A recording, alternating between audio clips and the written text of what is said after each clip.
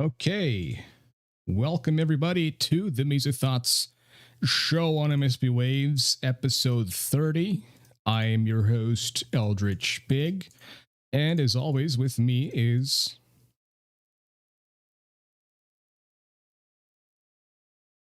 What up, dude?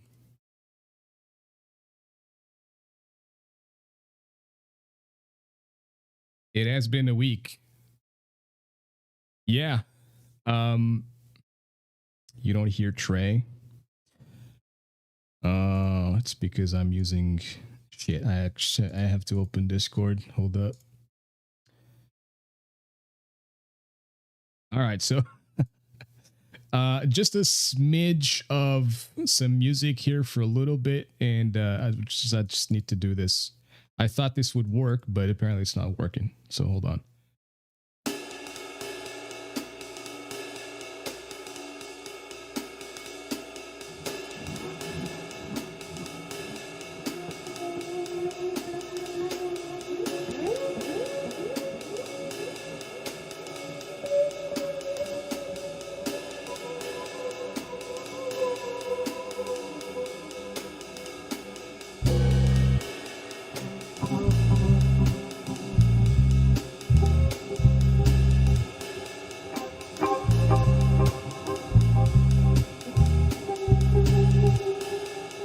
Okay, we're back. Now, people should be able to hear Trey.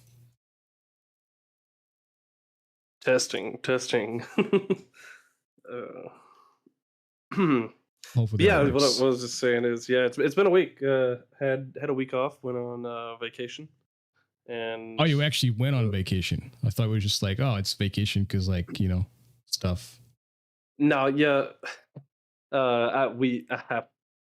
my wife was like, yeah, let's go to the beach. So I was like, yeah, okay, fine.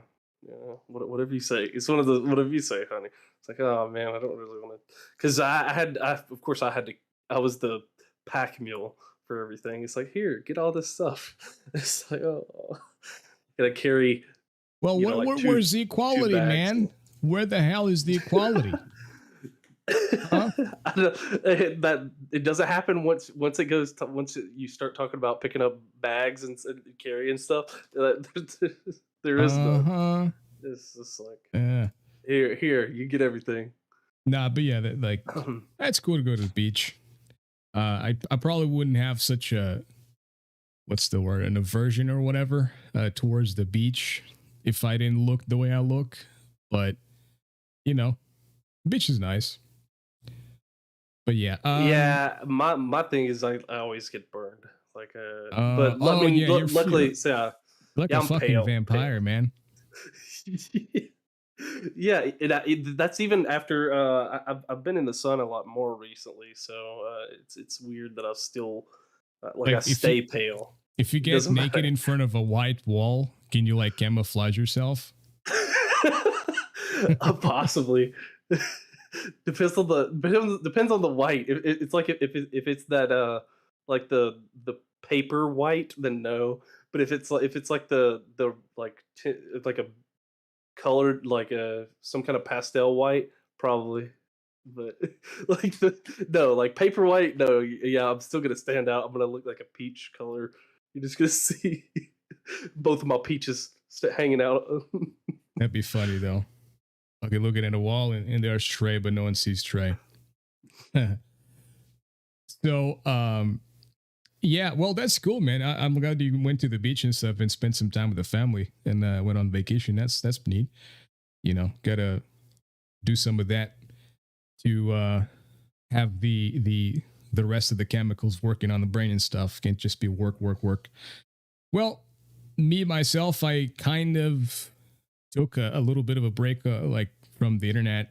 Well, I've been using the internet, but I haven't been using Discord or just watching some YouTube videos, some streams here and there and stuff like that. Just because I was getting too distracted by that kind of shit, by Discord and everything. And it's a problem of mine. I need to like work on it. I think next week I'm gonna try to like call the hospital and try to set up an appointment with like psychiatrists and stuff to trying to get some better medication to fucking trying to help me out. But Yeah, this week I just decided like dedicate myself to finding some like job applications and stuff, or sending job applications for things that I could potentially do that I never really did. So I hope like, something comes along. I found out stuff like customer support for Portuguese English, and I've been sort of applying for that stuff. Yeah, see that would be perfect for you, like to be able to like liaison for people to like to English speaking. Like, Yeah. is it like so people in Portugal can contact somebody who's English speaking, or So that's it's interpreting. Um, okay, what I'm assuming it is basically you do both, I think. Um, okay. or maybe just because like they speak English, so you need to like at least have a close to native understanding of English language so that you can like communicate with them. So yeah. Yeah, I guess maybe there are more people like moving and stuff, because I know a lot of people have been talking about, like, or at least it was popular a few years ago. There were people talking about like move away from the U.S. so you can move to somewhere like Portugal, and if you have a job, like if you were say somebody who does like YouTube or something like that, like they can basically do it from anywhere, right? If you have a job that can be remote, like you can not have to actually be in a particular country or be somewhere, then you could kind of just pick up and move to those countries to get like a cheaper cost of living. Because like in Portugal, like with American dollars Oh, dude, you'd be in fucking rich here. Portugal, yeah, yeah. I mean, already I would probably be rich, and I'm not rich here. So Yeah, you'd be uh, living large here for sure. yeah, but I a lot of mean, people have been doing that. So I wonder if it's something like that, like where those kind of people move over there and they're like, I can't speak Portuguese, so I need to talk to somebody with English. well, a lot of people have told me that like Portuguese is one of the hardest languages to get into because we have like a fuck ton of words sometimes for the same thing. So like you guys have red and red is red. We have like 4 or 5 words for red, so Really? um Wow. yeah. Oh, well, And I know you guys have sort of like Spanish too, right? Like where the two variations of the word depending on male and female, right? yeah. Yeah.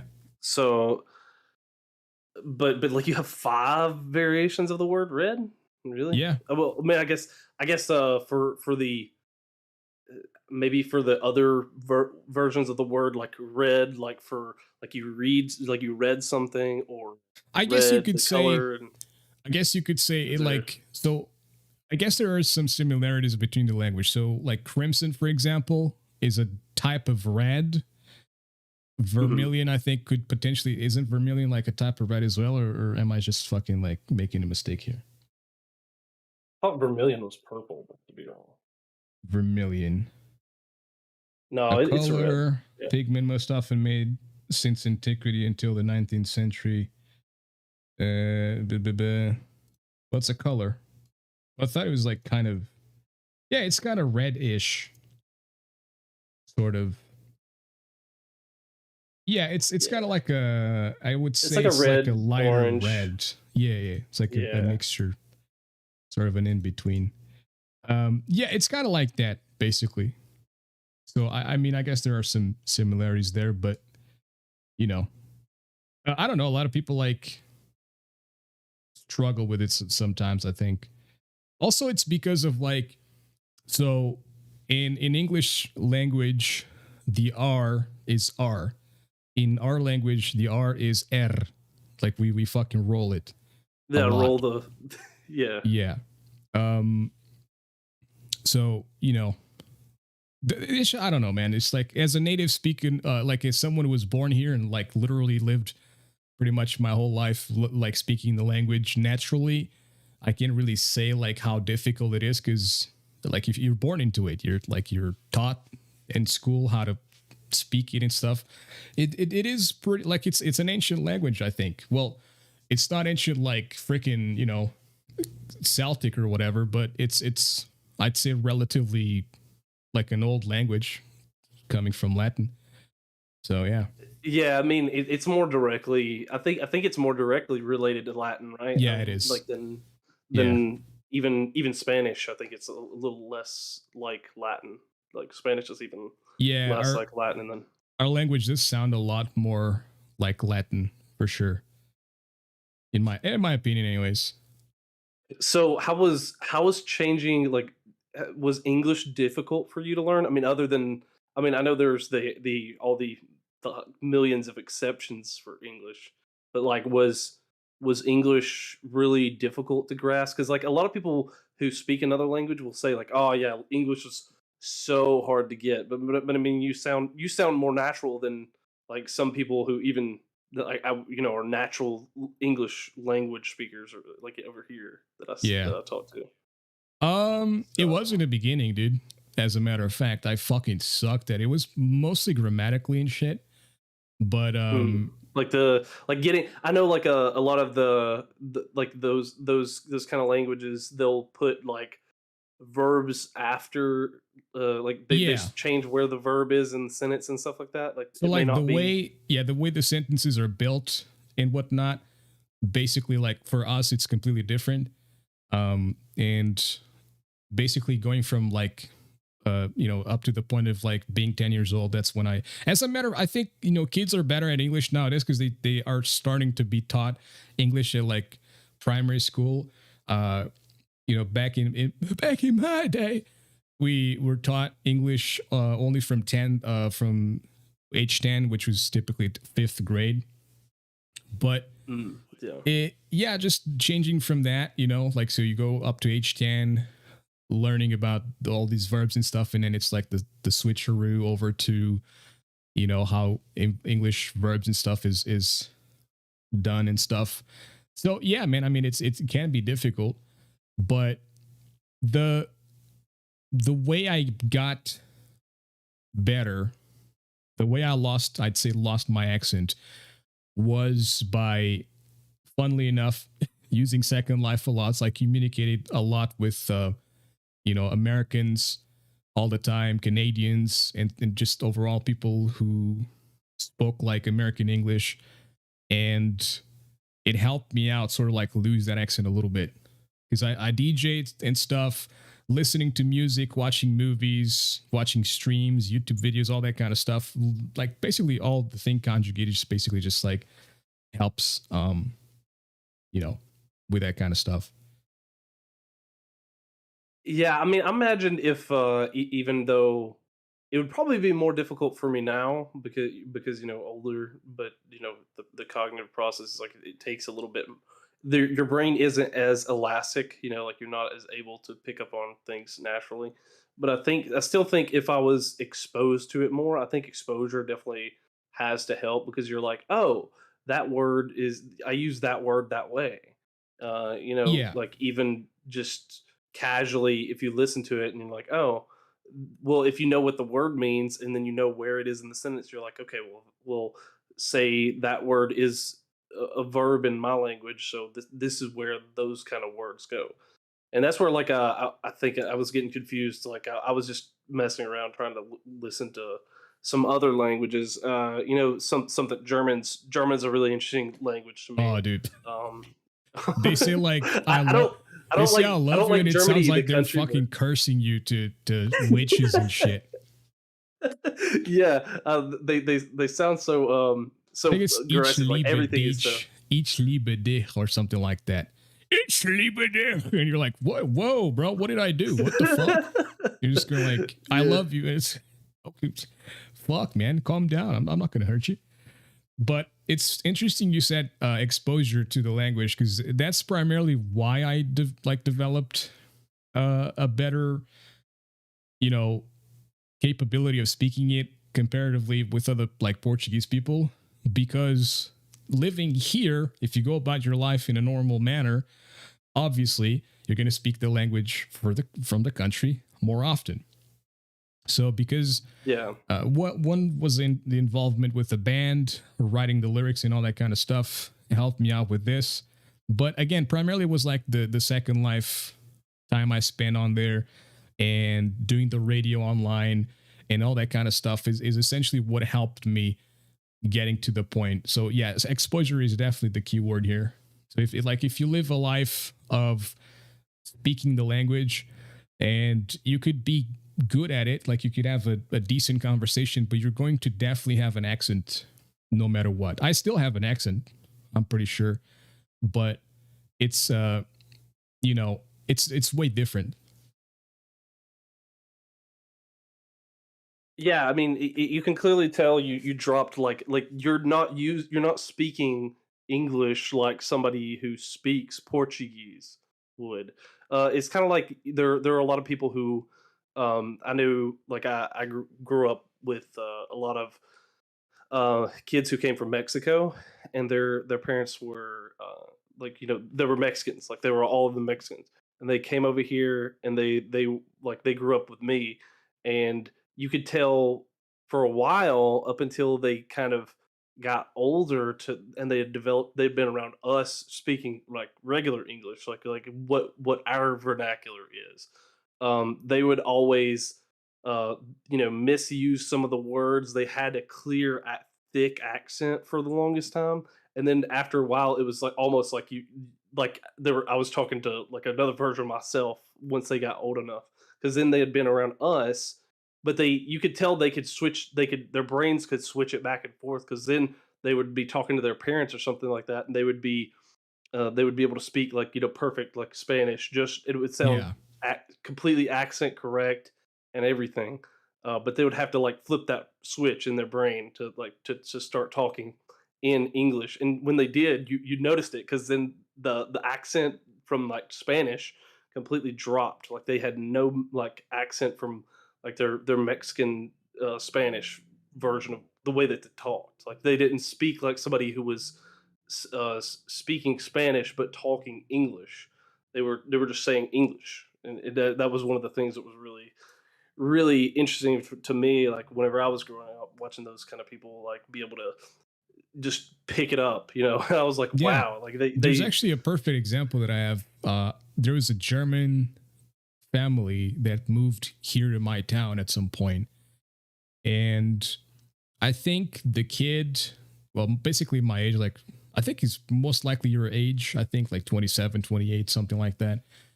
But I think he grew up for like like he's not adolescence, but his childhood I think was in Germany, and then he's moved over here. So I could definitely pick up on like the German accent mixed with like the Portuguese. But after like a little bit, like a few years of living here, it was like speaking perfect Portuguese. So yeah, for sure, I can definitely see that. yeah, it's just crazy to think about like having you It's because humans, man. We're even we're adapt to things, you know. yeah, that's the craziest thing is that people you can put somebody in a different place and they'll like learn it, and they'll get used to that kind of stuff, and after a while they can sort of build up an ability to just be able to like be like a native person, like they can fit in Yeah, if they choose to. Like there are people obviously who may just be defiant. They may just be like, yeah, like if I moved to Germany, I probably wouldn't actually want to speak German. I mean, not that I would ever move to Germany, but it's like, no, I'm not gonna speak. Like, if you just didn't do that, then you wouldn't integrate, and you wouldn't be able to fit in with people. So like, it's a weird thing, like the way that people can just do that naturally, like if they choose to, like they have to choose to, but like, it's crazy if they just go in there and they do what follow the customs, and they get accustomed to how people speak around them, and they can just adapt easily. It's crazy.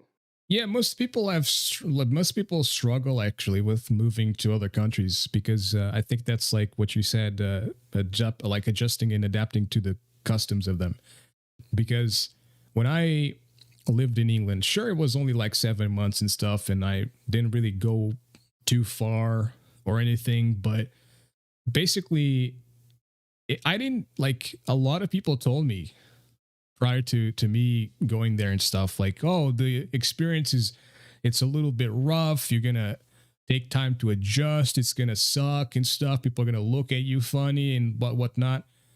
And it's like, not at all, man. Like, I didn't struggle to adjust one single bit. Like, I think it just depends on how you view things. If you go to a country and you live in that country thinking that you're living in your own country, you're just a different language, then I think you're going to struggle because you're not in your country anymore. You have to adjust to their customs, to their traditions, their culture. And you got to do that. Like, you can't just go there and be like, oh, okay, I'm just going to do the same things I do in my country. Like, I'm going to act with other people because people have a different sort of like nurture when they're like cultural nurture, I guess, from different countries. And our ways of behaving with one another here are completely different from the ways that people behave in England or how people behave in America. So just from the things of saying like, good morning or good day or how are you, and things like this, they're so minuscule that we don't even think about it.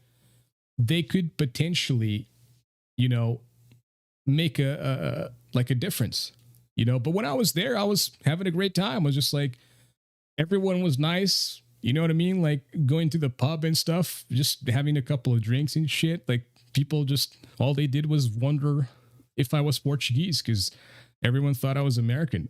No one believed I was fucking Portuguese.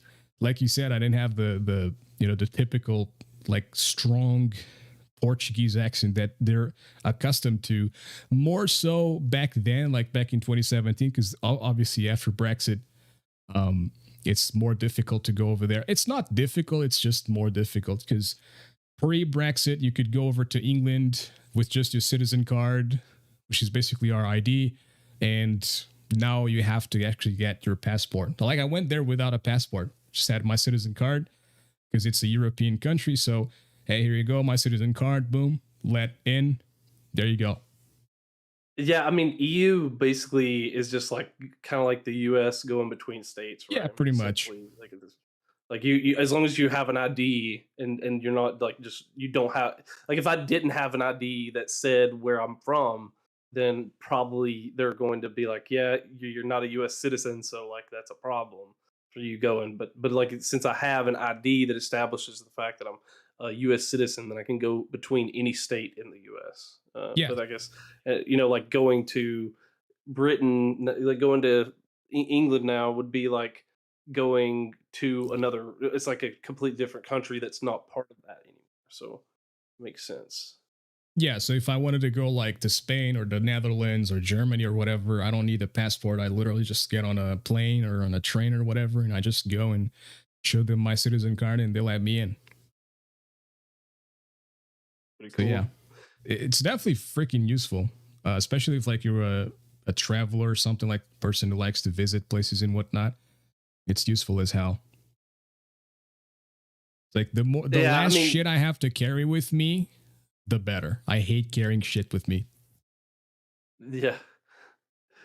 Yeah, luckily, like you said, like if I want to go to any other state, I can do that kind of stuff. It's just there's not like for the most part, a lot of America is very. There are some places. I mean, like New York is different from obviously from where I live, but generally speaking, most of it is pretty similar. Like they're really similar. But like there was this guy who moved to New York, and he had a shock because they don't have like grocery like for me going to a grocery store is like going to like we go to a supermarket, you go to somewhere where they have a lot of different groceries and foods and stuff like that. But he was like, yeah, I typed in grocery shopping on like groceries on my Apple Maps. I don't know why he's using Apple Maps. Crazy dude. But he's like typed it in my Apple Maps, and it took me to these places, and there were the bodegas. And I don't know if you know what the bodegas are, but essentially they're like these. I heard of that name. They're like thrift shops, kind of like for different neighborhoods. Like there's like they'll have different. A lot of them are particular. What's funny? Ethnic, the way like the way you spell bodega is actually a word here. It's like a slang word here. Kind of like for something. Is it a slur? For something that sucks. Yeah, like something that sucks. We say essa bodega. It's the exact same way. Like it's pronounced or it's spelled the exact same fucking way. Well, that makes sense because they look like they suck. 'Cause even the guy was saying that they suck, and he apparently for because he said that, and they took it as like they thought he was being like racist, and so they said that they were gonna fire like the company that he worked for. The people contacted him and basically got him canceled, got him fired. Oh my god, you can't express opinions anymore. Jeez, dude. Yeah, he was just ripping on him. He was like, "This is garbage. Like, this isn't a grocery store. This isn't what I was expecting." Like, and they were basically saying like, "Oh, this is how some people who visit these like they this is the only place that they have. They're it's part of their culture. Like this is all that they have." And it's like, okay, well, that sounds still doesn't matter. It's pretty awful. Like they look terrible. I personally think that like you don't even have to go that far as to like move states. If you go from like the region I live in to the north of the country, it's going to be a cultural shock, just on off its own, basically. Because well, first of all, they're a lot friendlier up there, and they curse like the kids are they basically the kids are birthed already cursing. Like cursing for them, it's an Whoa. everyday thing. It's like it's not even offensive or anything. So like you go to a cafe and people are just like, going fuck and fucking and whatever the fuck, like all over the place over there. We also like curse a lot down here in the South as well. But in South is a little more South doesn't curse that much, to be honest. The South here's like the fancy mofos, I guess. Um, it's kind of funny because like in America, That's like the opposite of America. yeah. It's like America, you get these hicks. But it's funny. You said that it is funny. There is definitely a different culture about like swearing in different areas here too. Like if you go to like a big city, then they're gonna be swearing a lot. But like if you go to the rural area, like there might be some people I mean, obviously you got the like these like redneck guys who like yeah they swear no matter what. But like a lot of people are really particular about that. They'll be like um yeah like you don't swear around me, like, and I don't swear because I don't want my kids to pick up on that kind of stuff because they'll be I've seen too many kids who do this kind of thing, like they're going around Oh, they're gonna start doing it no matter what, unless you discipline them for it yeah. or against it. They're gonna do it no matter what. Well, I mean, when Well, I I think they pick up on personal like more. They may do it out of defiance, but like if it's more about respect. I think there's a lot of people who like there needs to be a mutual respect, and I think that a lot of parents don't earn the mutual respect. They just demand the mutual respect, and that's why the yeah kids don't respect them. Like they demand it. Like you must respect me. yeah I agree with that. I'm trying to my best to balance that because I do need to make him respect me, but like it's weird, it being on the other side, because like whenever I was younger, it was different because it was like, well, they should respect me, but now I'm seeing the other side. Like, yeah, he does need to respect me, but I also need to respect him. I need to like do that so that way, if he trusts me, then if I tell him, hey, don't do that. Because there's even been times like, not necessarily swearing, but saying something like I don't want him repeating, and I'm like, yeah, just don't say that, son, like because I don't. Dad didn't mean to say that, calling, you know, calling people names and stuff like that. It's like, well, probably don't Yeah, need him so saying that. like when it comes to swearing and stuff, if I'm playing a game and I see like kids swearing, it kind of like irritates me a little bit. But I guess that's just the grown up in me being like, oh, how dare you freaking swear, dude? Like, what is wrong with you? Like, do you have no education? But then I think, man, I did the same shit myself. Like in school, we swore like the whole freaking time. Like we every like we the only times we wouldn't swear is when we were inside the class because then we could be kicked out. That's the only times. Yeah. But and even then, sometimes we fucking did it anyways. But yeah, man, like growth. Like there was this comedian who blew up here in Portugal at some point, like around the early 2000s. And the dude was so funny. Like he's a great storyteller for funny jokes and stuff, but like he just swore a lot. So there was like that shock where most people were used to TV jokes and stuff where everything is like freaking polished and careful to not offend anybody. And this dude just comes along and starts swearing. Again, he's from the north as well, so it's normal for him.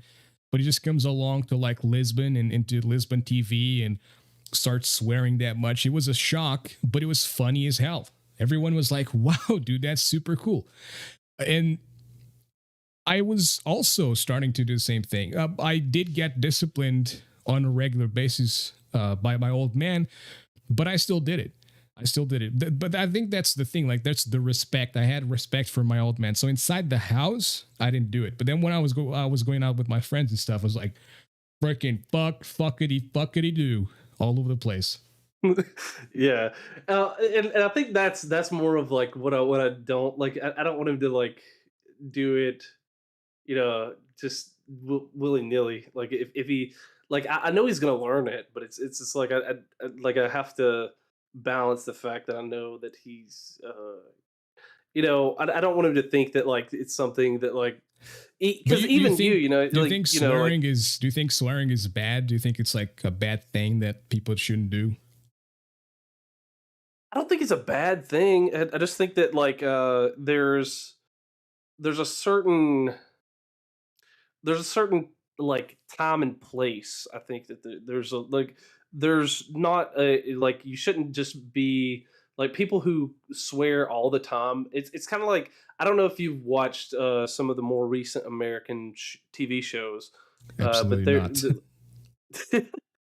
yeah, they're all garbage. But if you watch any of them, they do this bit where essentially they think that like swearing every other word is like funny, and they think it's cool, and they think it's like like edgy, like Hmm. and that's how they do it, and that's what I'm saying is like even though I was one of those kids who would have wanted to do the same thing, um, now being on the other side, I'm like, well, obviously there's you don't need to swear all the time because it's just going to be it doesn't it's not particularly benefiting to the conversation most of the time. I Well, mean there's a here's time and a my place, experience but with that. So, I swear a lot. I'm always cursing. I'm always saying fucking here and there. But here's the thing. It's a matter of awareness. If you're aware of where you are, and but like you said, time and place, then you should be able to know when you could or could not curse or swear. So, if you go to a cafe and the cafe, like you have a relation, like the owner of the cafe or the people responsible for the cafe, and you're there with your friends or whatever, and you're like, okay, maybe given that I know the person, I know they're okay with this, I can swear and curse a little bit. If the establishment has some people there that you don't know, you have no idea who they are or how they are, then you should like realize, okay, I'm not going to curse or swear all over the place here because, well, it could be disrespectful. And the people, like the customers, the clients of the establishment, if they see that there's like a disruptor in the place, they might not come back. So you're basically hurting the person responsible for the establishment. So it's a matter of like being aware of where you are and how you should like phrase your sentences and stuff.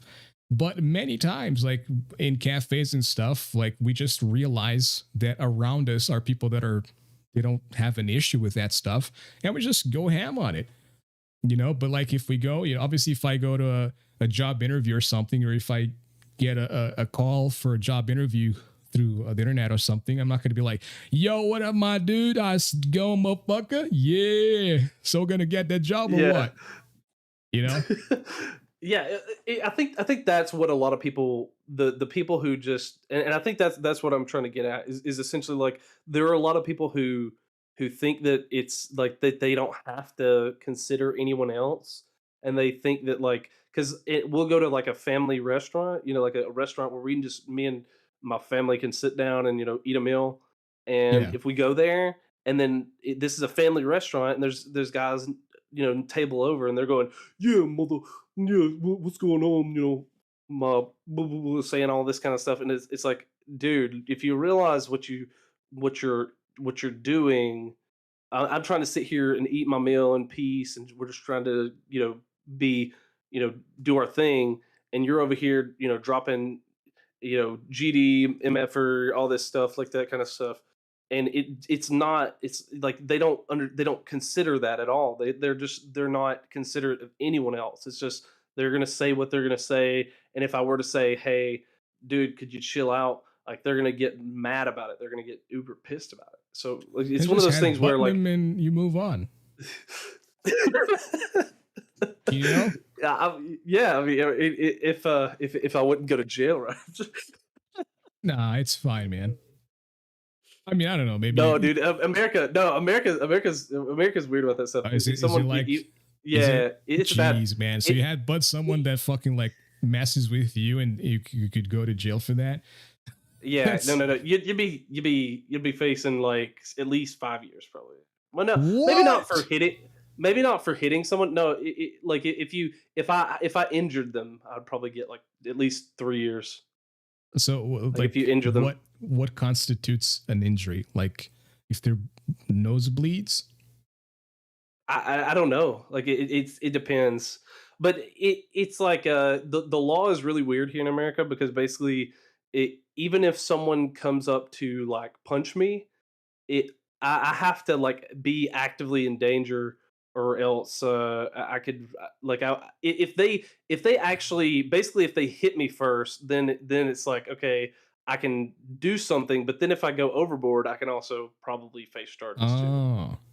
So Like if you I mean, reminded I me of can't something that curse I help used the to guy. watch on live streams. So I used to watch a lot of viral live streams when that shit was like popping all over the place.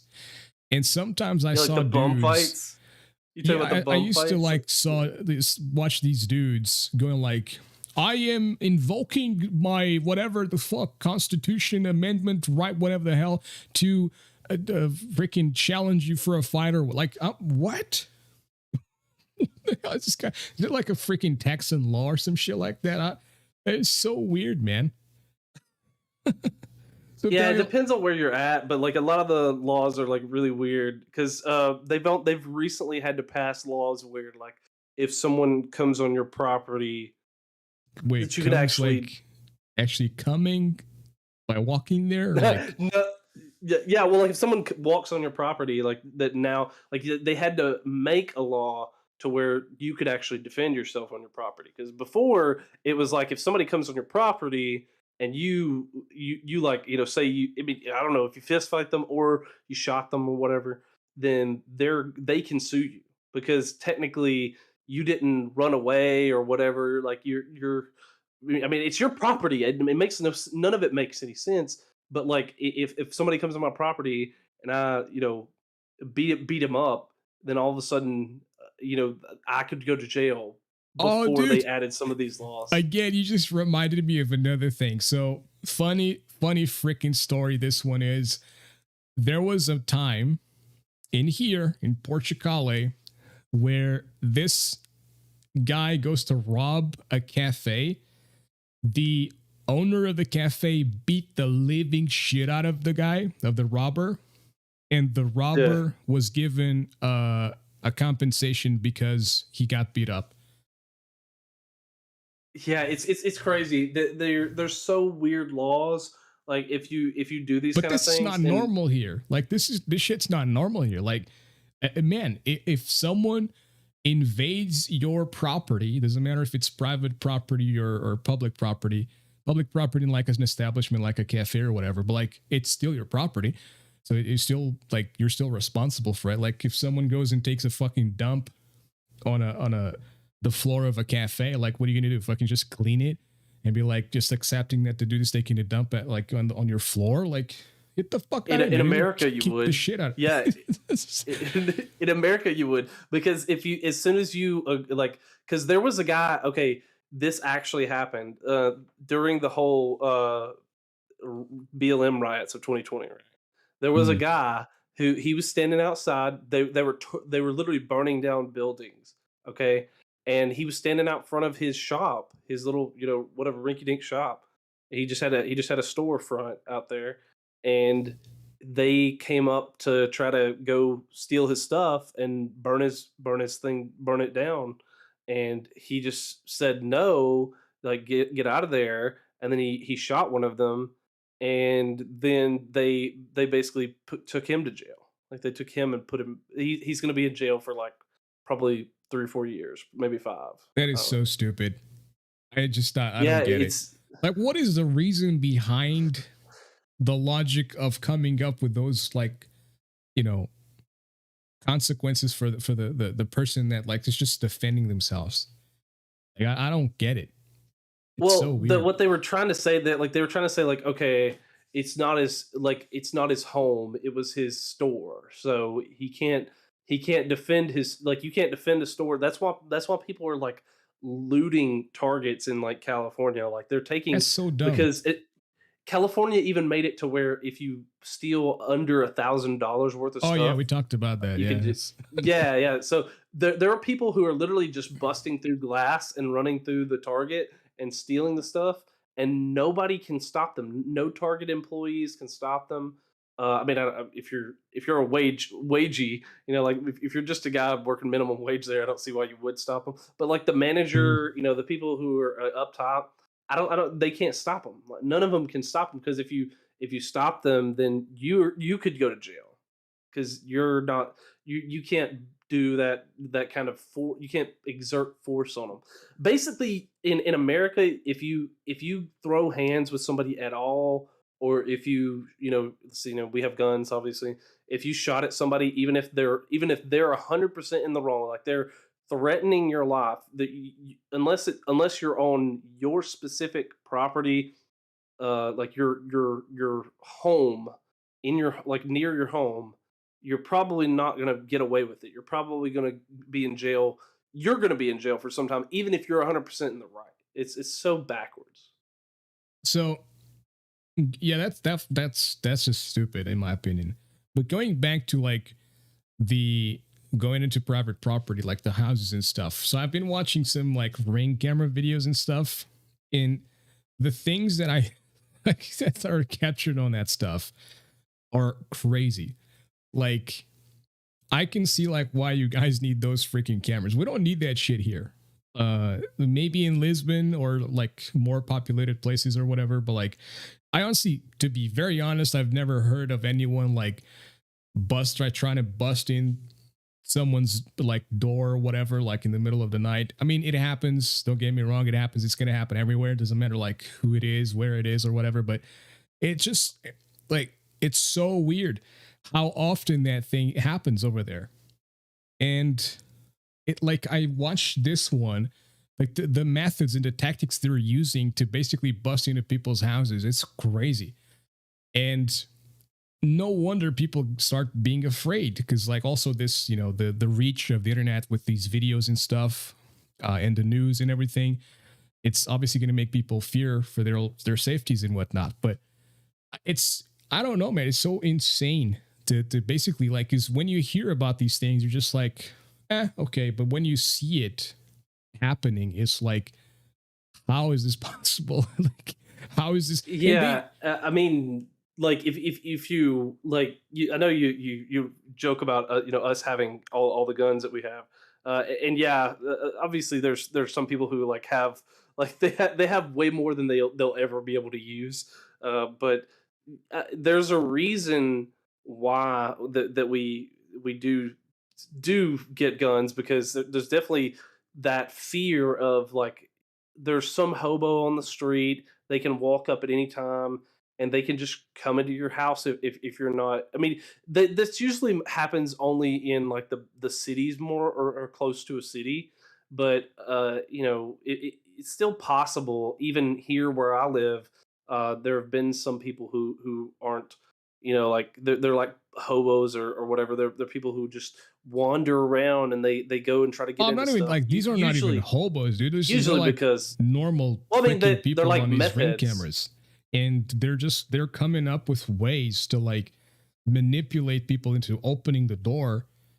And like I've literally watched this one where it's a dude pretending to sell like something, pretending to be a salesman, going door to door, and I think it's like an innocent woman, and she opens the door, and when she opens the door, like the dude backs away, a bunch like 4 or 5 dudes bust in the house, and then like the dude comes back, the dude that was pretending to be the salesman comes back in the house, puts on a balaclava, and they rob the woman, and it's Yeah, I crazy. mean, Like well, this is organized it's crime, like literally, like they put thought into this stuff. Like one thing is a drunken or junkie guy doing this kind of stuff. Like that's, it's yeah. scary, but it's not as scary as organized crime, in my opinion.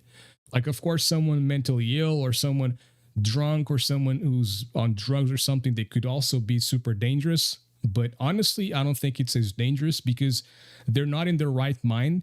The criminals doing organized crime, they are in their right mind. They know what they're doing, they know how they're doing it, and they're trying to do it the best way they can.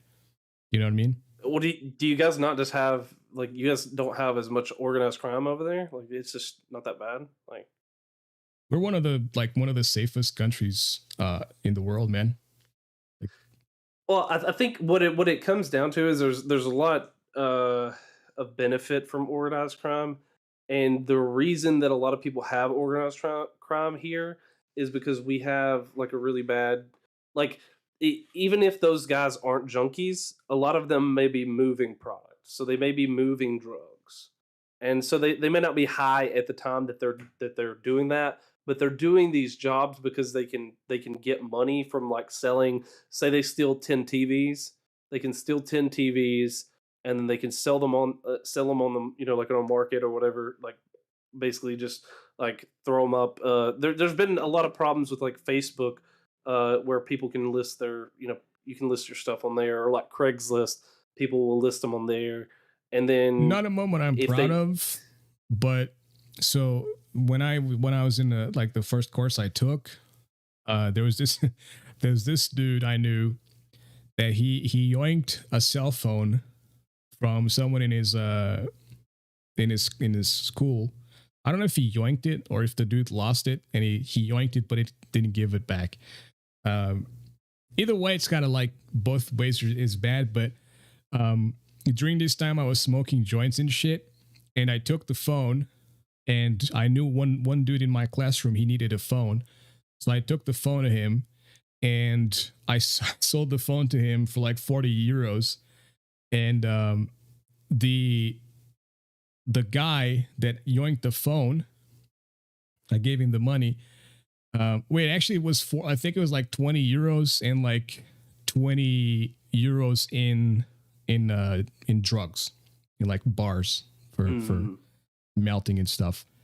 And yeah. yeah, so I kind of did that shit myself. I know what it's like. So you yoink, one person yoinks it, then gives it to someone else. It just basically like is it's like basically like how Tor works. Like the more relays you have, the more uh pathways the yoink thing has, the harder it is to track. So that's just basically how it goes. Y- Yeah, I mean, it's like nodes, or like, like limbs on a tree. Like if you have a bunch of branching limbs, then like they can't trace it back to the roots, essentially. So that's how a lot of these work and they're doing it because they want to sell the stuff so that they can make more meth. Like around here it's meth, at least in the area that I live. But apparently there's also synthetic weed where they make fake weed, basically. Like it's not like, they don't grow it because you can't grow it here. But they'll make the synthetic weed, fake weed, and they'll sell it here. Actually, um, one of my cousins was married to a guy who she divorced recently, but he was selling some of that synthetic weed, like the fake weed, and he would do all this kind of stuff. He would steal stuff, and then he would be able to sell, and then he would, uh, be able to make more of the product, and then because he had enough money, and then he would try to sell some of that stuff on the streets. Yeah, that's just how it So goes. apparently he wasn't very good at it though, because he took a lot of his own product. Which, if anyone who's tried to Oh, I did sell the same drugs, shit, man. I did the same shit. I was given like I was given like 50 euros of drugs to sell at some point, and like instead of selling that shit, I smoked like 50 or 60 to 70% of it. So then I had to give my own money to pay for that. oh Um, god, well, that was a lesson though. That was a lesson to not do it yeah. again. You know. Yeah, it's funny though that like This is also how like these I'm people. talking about like uh over 10 years ago. I'm talking about like 2007, 2008. So it's been a long fucking time. I don't do any of that stuff anymore.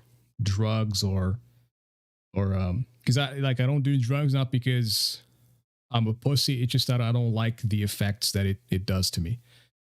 So like when I get drunk, I get all, you know, extravagant, or not extravagant, but like I get and but to become an You get a extrovert, buzz. I started being Yeah, more yeah. extroverted, and I start being more like open and having conversations with strangers and whatnot without an issue, without thinking about it. Because I realized what my true issue is avoidant personality disorder, and it's like a more severe social anxiety. So social anxiety fucks you up. Avoidant personality disorder fucks you up 10 times more. Like just makes you want to not leave. And I realize that nowadays what makes me want to leave my house is buying cigarettes or buying booze. Outside of that, I'm like, nah, I'm just gonna stay in. Take a walk. Nah, I'm just gonna stay inside. I don't want to deal with people. I don't want to do any of that stuff. Which is exactly why I want to, get some meds and stuff and try to fucking fix this shit. But I don't smoke it because I just don't like the effect of it. Because I get paranoid as fuck.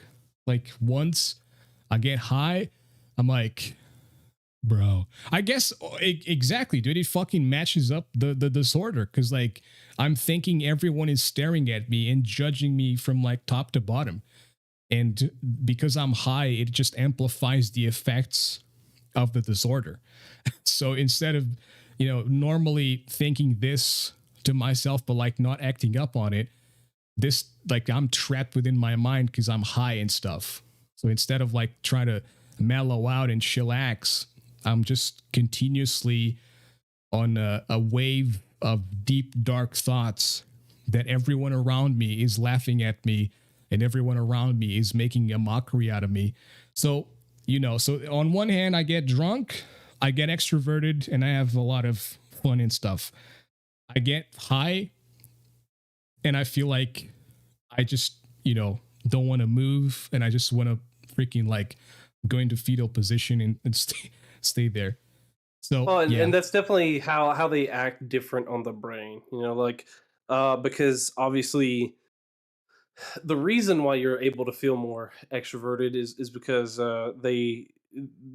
alcohol is does like reduce your inhibition. Like that is part of the yeah, consequence of like what alcohol is. The effect it's having on your body is that it reduces your mental inhibition. And then like I guess I don't know as much about like most drugs. I mean, I know like weed is a little bit more of. Uh, I think it does reduce some inhibition, but it also does have sort of a. no, It's sort of a depends on the psychedelic person. effect too. It depends on the person. Really? Yep. Like I've done all kinds of weed. I've done all kinds of like hashish. I've done all kinds of like I like it's blot in Portuguese. I don't know what that is. It's like a vegetable, but they call it that because of the shape of it. But yeah, I've done all kinds of shit, and the only time for me to relax with weed was on my own or with someone I trusted, with like a good friend of mine or something like that. So yeah, it all depends on the person. So if again, like if you are treating your shit, and if you don't get these thoughts, these like, this is why I talk about this shit, because I don't use mental illness as like, I don't fucking want to have this shit. I want to be able to like fucking spread my wings and fly. I want to be able to be a normal person. I'm not a fucking zoomer that wants to have instant gratification because of a disease or a disorder. I want to be able to be normal. I want to be able to like to talk to people, have relationships.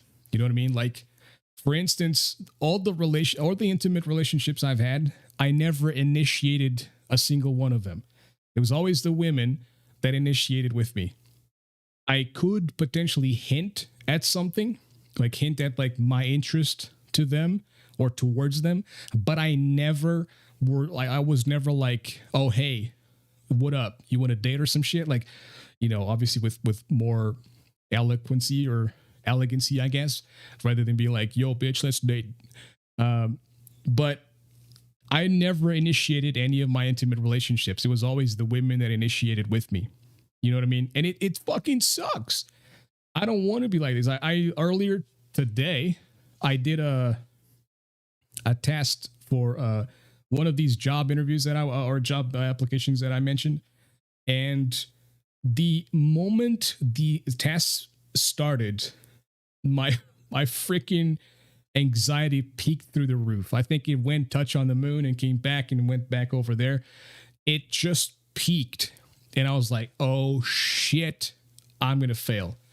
And the fact that you immediately are thinking in your head, even before you even started doing the test and shit, in your head, you're already immediately thinking that you're going to fail, most likely is going to make you fail. You know what I mean? So this is why I need treatment. This is why I need help. But yeah, I just want to make it clear. I don't use this shit as a badge of honor or anything. It's like, hey, please feel pity for me, because I fucking hate that shit. I think we all should earn our respect. We should earn our recognition, and it shouldn't be given by something that happened to you for a traumatic experience or whatever the fuck.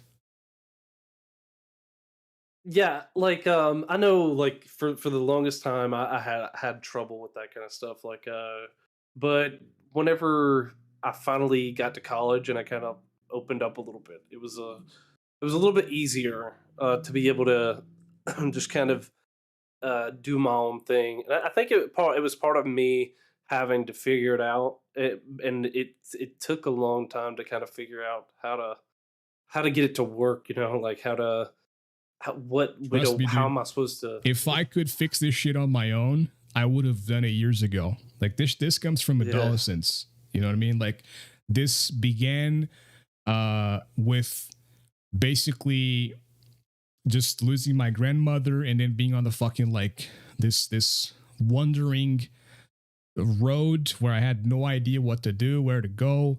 I was lost. I was looking for validation from others, which were typically like pieces of shit who just want to yoink things from me and stuff, which develops trust issues, which in turn develops into social anxiety, which in turn develops into avoidance personality disorder. And it just makes you want to isolate. And when I like lost, a downward spiral. Yeah, when I lost my best friend, that group of friends were the people that I hung out with, that I felt secure and safe with. You know what I mean? There's other people out there that I like hanging out with them and I feel good with them, but they're no longer around. You know what I mean? And I don't have like a direct way of connecting with them, like just walking outside and going to the cafe or something like that. You know what I mean? Which is exactly one of the main reasons why I want to get a job, get the fuck out of here, and potentially start a better life. But trust me, dude, if I could fix this shit on my own, I wouldn't be just sitting here like depressed and like unmotivated all the time. Because I wish I could just switch or flip a switch and it's all turned off, it's all gone. But it's not like that. I mean, with booze, it is. If I'm just saying. wasted, I'm just saying, like even for someone who like maybe I don't have like I don't have like a direct issue.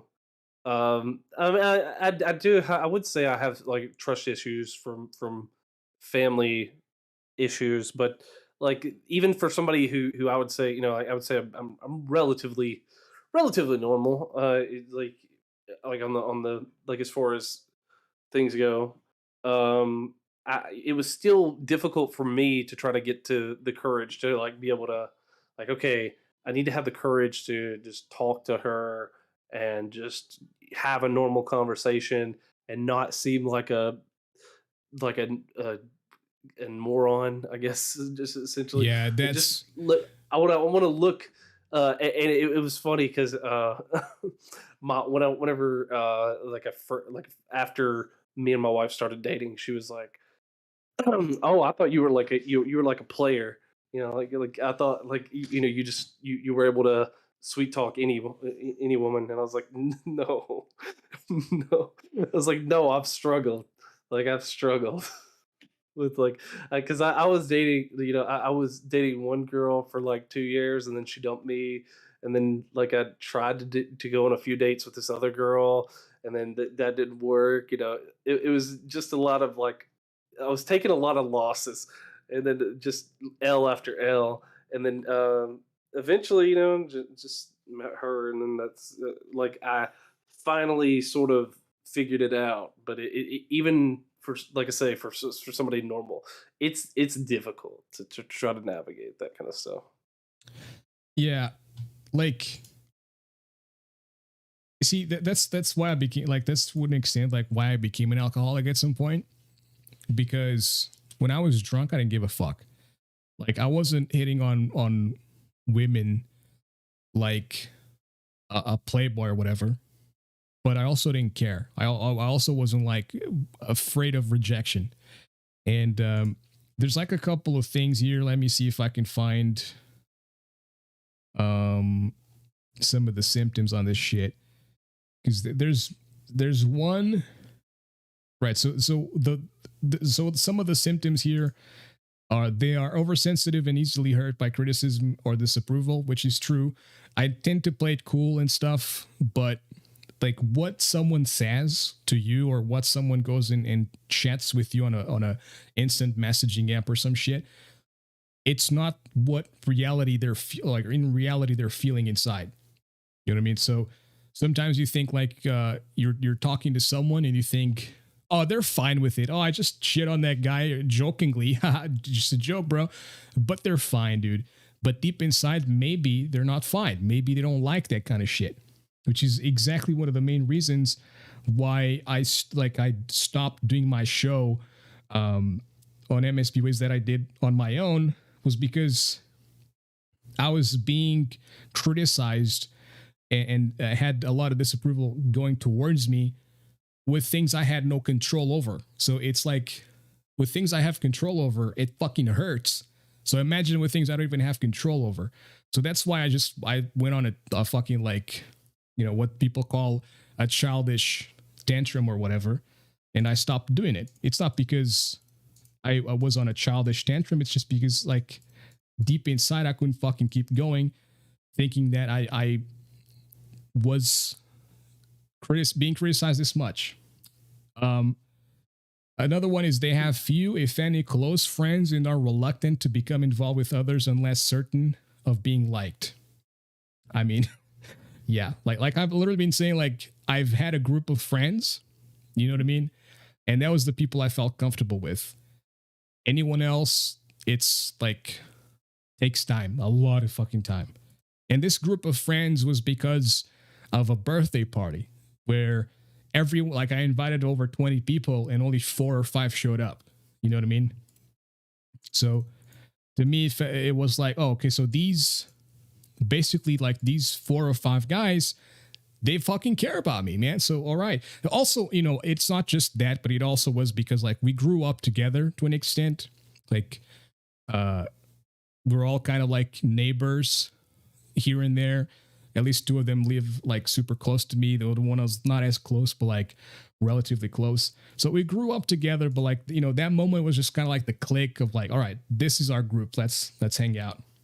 They experience extreme anxiety, nervousness, and fear in social settings and in relationships, leading them to avoid activities or jobs that involve being with others. Yes, that's one of the main reasons why I've been fucking unemployed so long. It's not, it's essentially because um I don't know, like it's not like I don't apply for shit just because I'm gonna potentially be around people. It's because the anxiety of the one of is the anxiety of failure, the anxiety of rejection. The rejection fucking hurts like a motherfucker, and but also like the fear of potentially being ridiculed because you're different. Like I'm not a normal guy. You know what I mean? Like you probably should know that I am not a normal guy. You know what I mean? Like not mean, I'm not mean this in the sense of, the mental stuff. I mean like in the sense like I wear black all the time. Like people look at me and they're like, why is this guy wearing black when it's freaking 40 degrees outside? You know what I mean? Yeah. So I'm not a normal guy. That just develops this kind of stuff. They tend to be shy, awkward, and self conscious in social situations due to a fear of doing something wrong or being embarrassed. This is also very true. I used to basically isolate myself a lot when. So the bus station used to have this gate. When the gate was open, there's like a little gap where the gate didn't close like completely. So there's a little gap between the wall.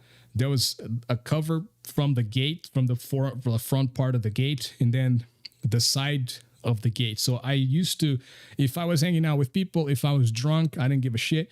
If I was on my own, I would freaking hide right there. It's like a freaking, I don't know, a bat or whatever.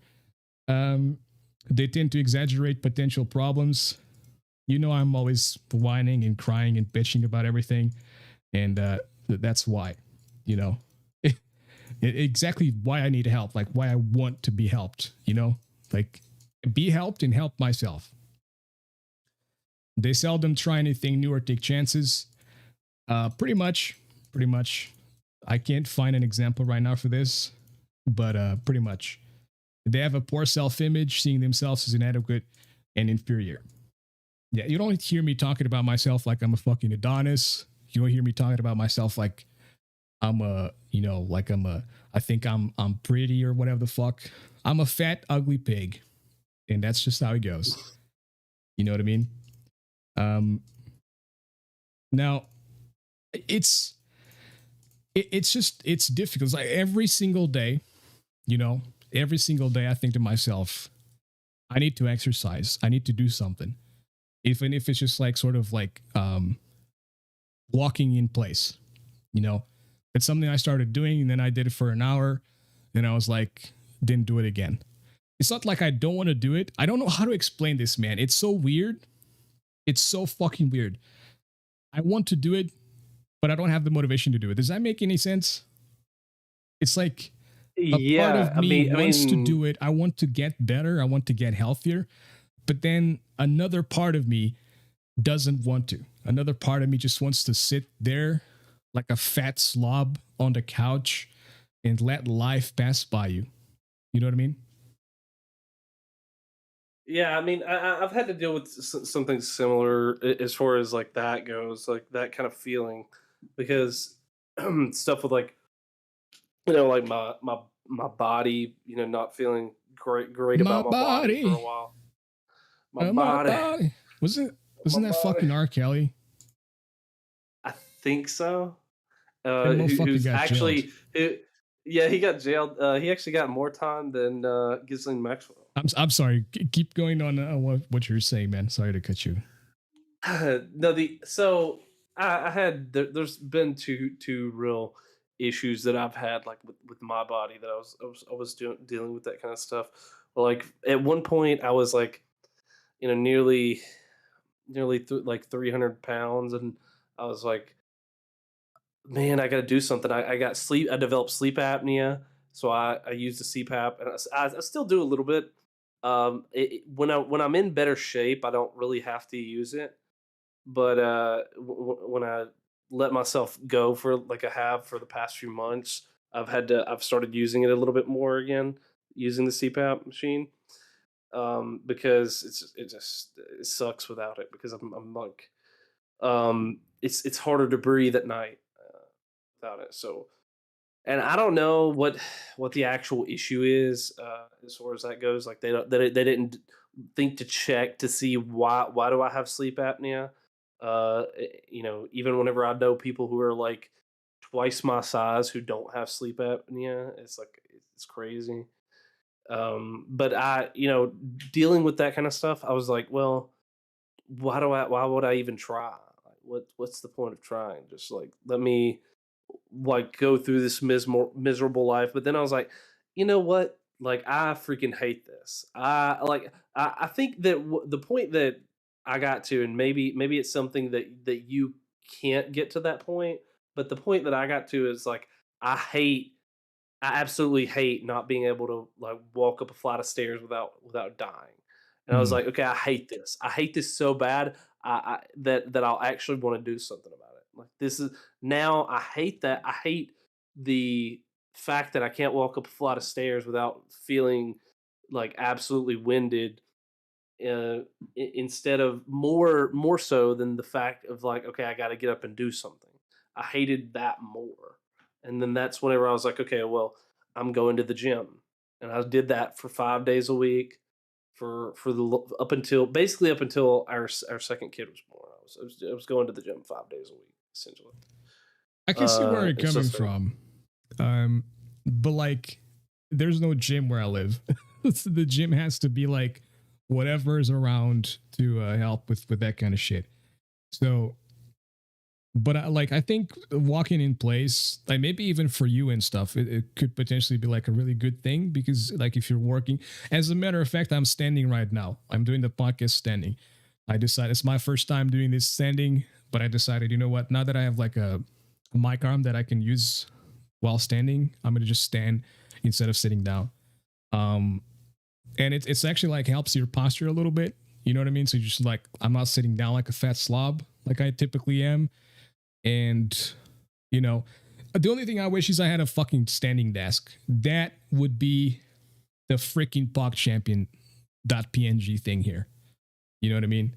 Like that would be perfect. I've been looking for that shit, but there's like these freaking I like you buy the thing and you put it on top of your desk.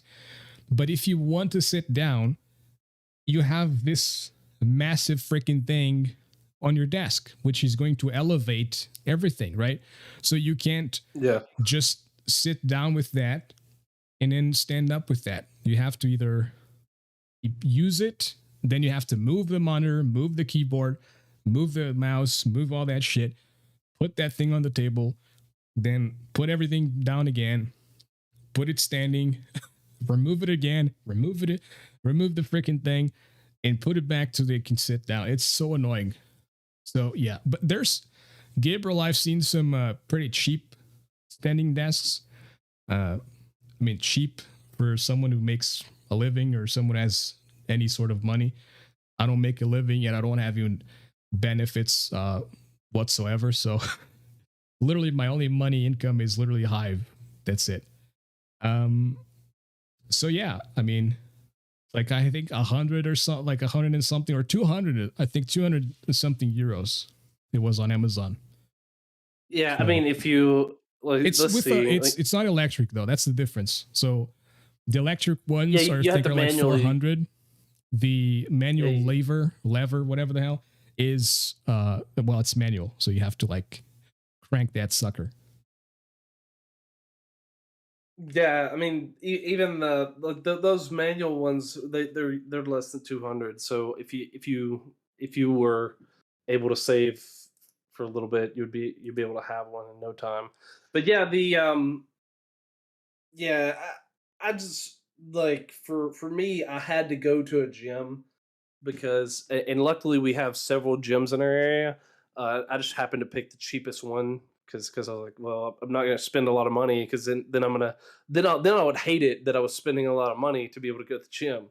But the cheap, the I basically just said, hey, I'm gonna go sign up at the cheapest gym, and then I'll go exercise there 5 days a week, do something, and then I actually built myself a routine there for a while that I was sticking to, and it felt pretty good.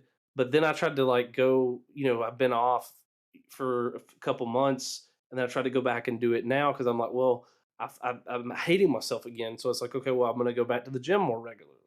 And then I went the other day, and I started cramping up while I was trying to exercise there, and I was like, okay, well, I'm gonna have to build up some tolerance. Like this is gonna take time again.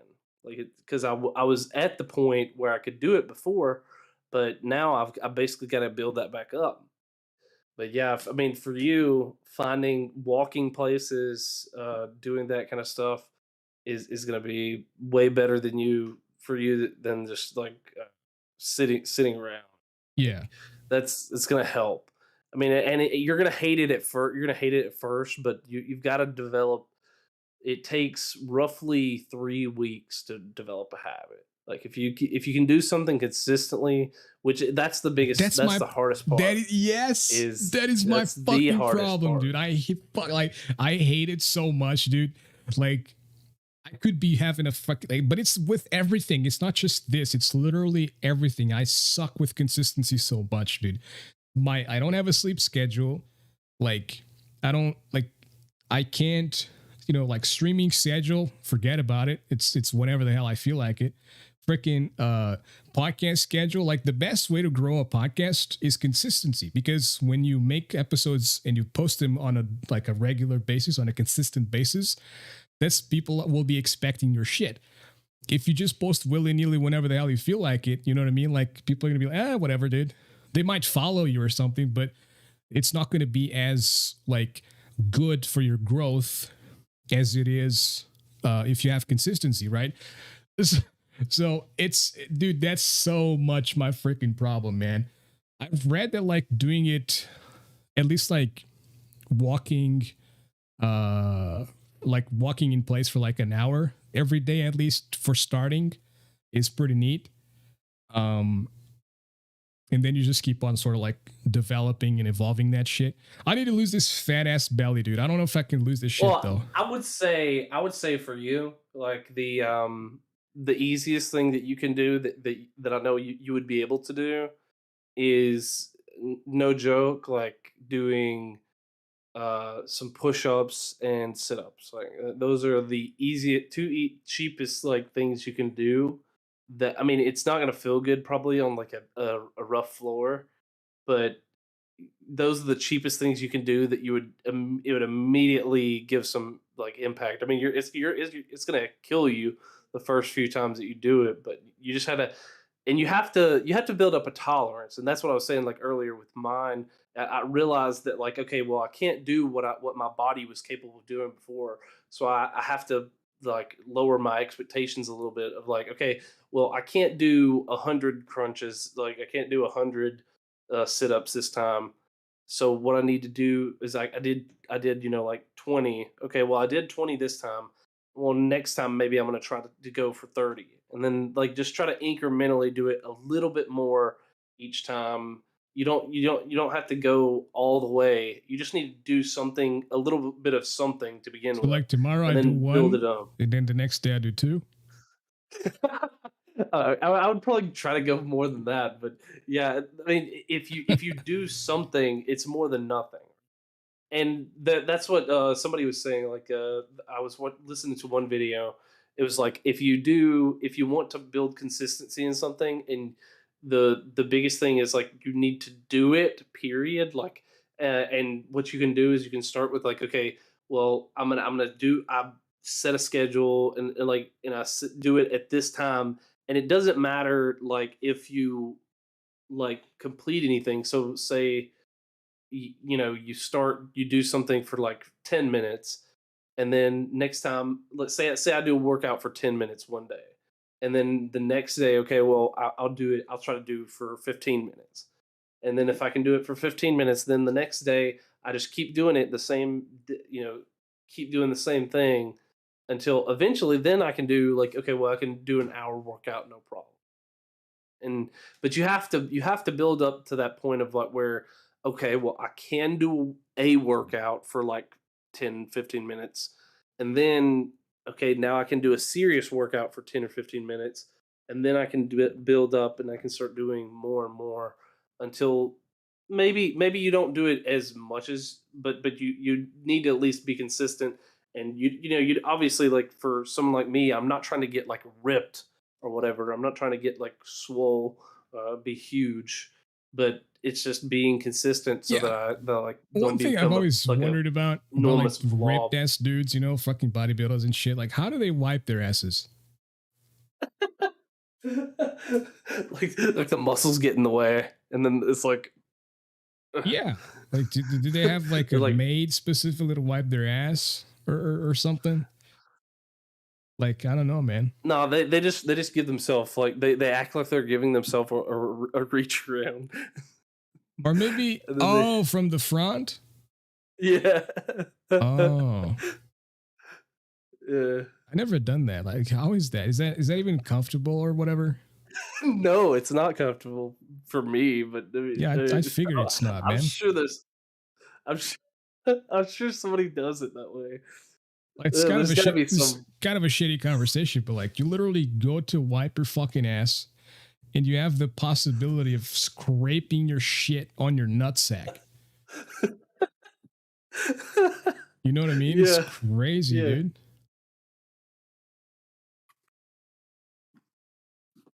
So He would Ron had a really short guy on steroids or new. I think Ron. I feel like Ron is telling a story about himself, but and he couldn't wash his own face. He said he put the soapy washcloth in the corner of the shower and rubbed his face on it. They were so big and short, they didn't bend very much. So you know, like a T-Rex. yeah. It was like a stump. He couldn't wash his face. I could see that because like you would be it would because like if I pull my arms together, it's like, okay, well, I can't reach my face really. Like, Crazy. Yeah, I was just like, I don't know. So I thought it was. It's just something I wonder about. Obviously, they probably can, but you know, it's one of those things we use to like make fun of other people just because of like potentially jealousy or whatever the fuck, you know, because like, oh, buff dude gets all the chicks and stuff, you know, so you got to find something to make fun of them. You know what I mean? yeah. So so you start calling them T-Rex arms. Yeah. But yeah, I mean, yeah, it's just something that it's so hard to build those habits. But once you do get the habit down, um, because when I was going to the gym regularly, it was easy. Like, I would just be like, okay, I wake up, I get my energy drink, and then I go to the gym immediately. And I would do that every day during the weekdays. And then as soon as our second kid was born, it's like, okay, well, I got to help around, I got to do all this other stuff. I'm trying to be, responsible and all this stuff. And You it's could like, use your well, kids to lift weights.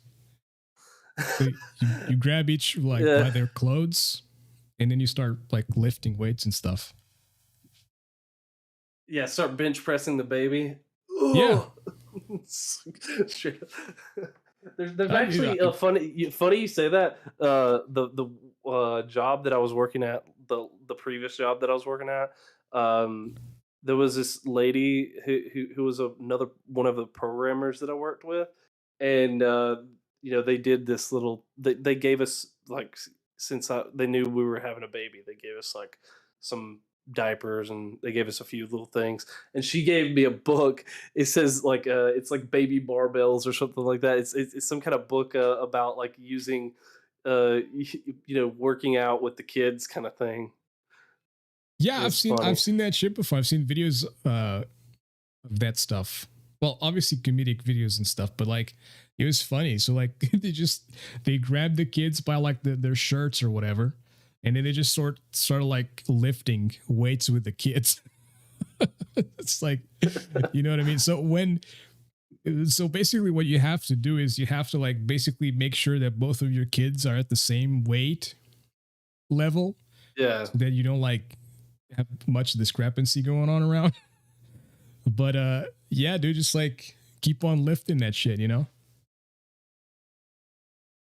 Yeah, but I thought it was funny. Like this book is like serious though. It's like telling you like, hey, you can do this Oh, I'm not exercise like and I'm like you not can. joking though. Like, Like, because so when I was a kid and like other people around and stuff, you know, like if we be being poor and shit, you have to again adaptation. Like we were talking at the beginning, it's all about adaptation. And some of them would basically grab like gallons of water with an iron like pole or whatever, fill the gallons of water with cement, put the pole in the gallon, and another one on the other end, and boom, you got like a freaking bar to lift weights.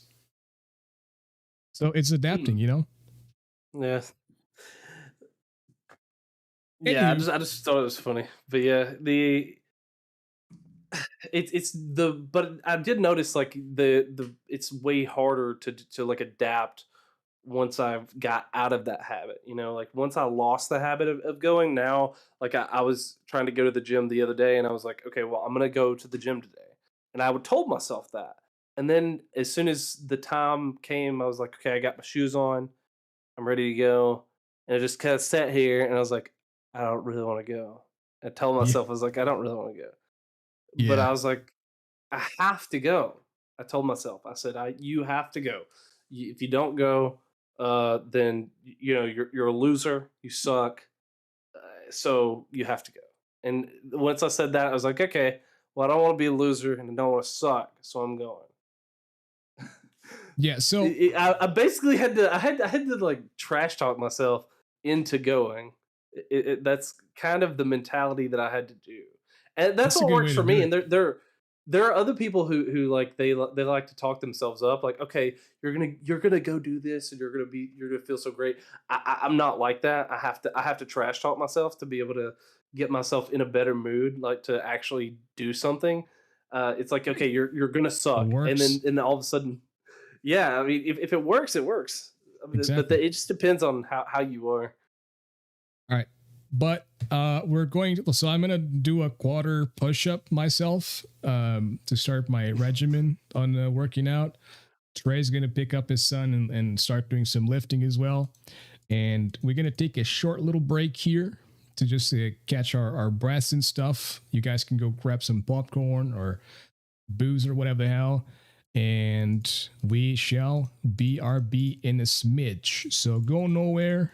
And if you'd like to be back on the show, you can do like freaking that little arrow thing that like the Linux arrow for the terminal or whatever the hell. Use that thing. Subscribe. I think it subscribes to the show on Discord so you get notified when we go live. So yeah, we'll BRB.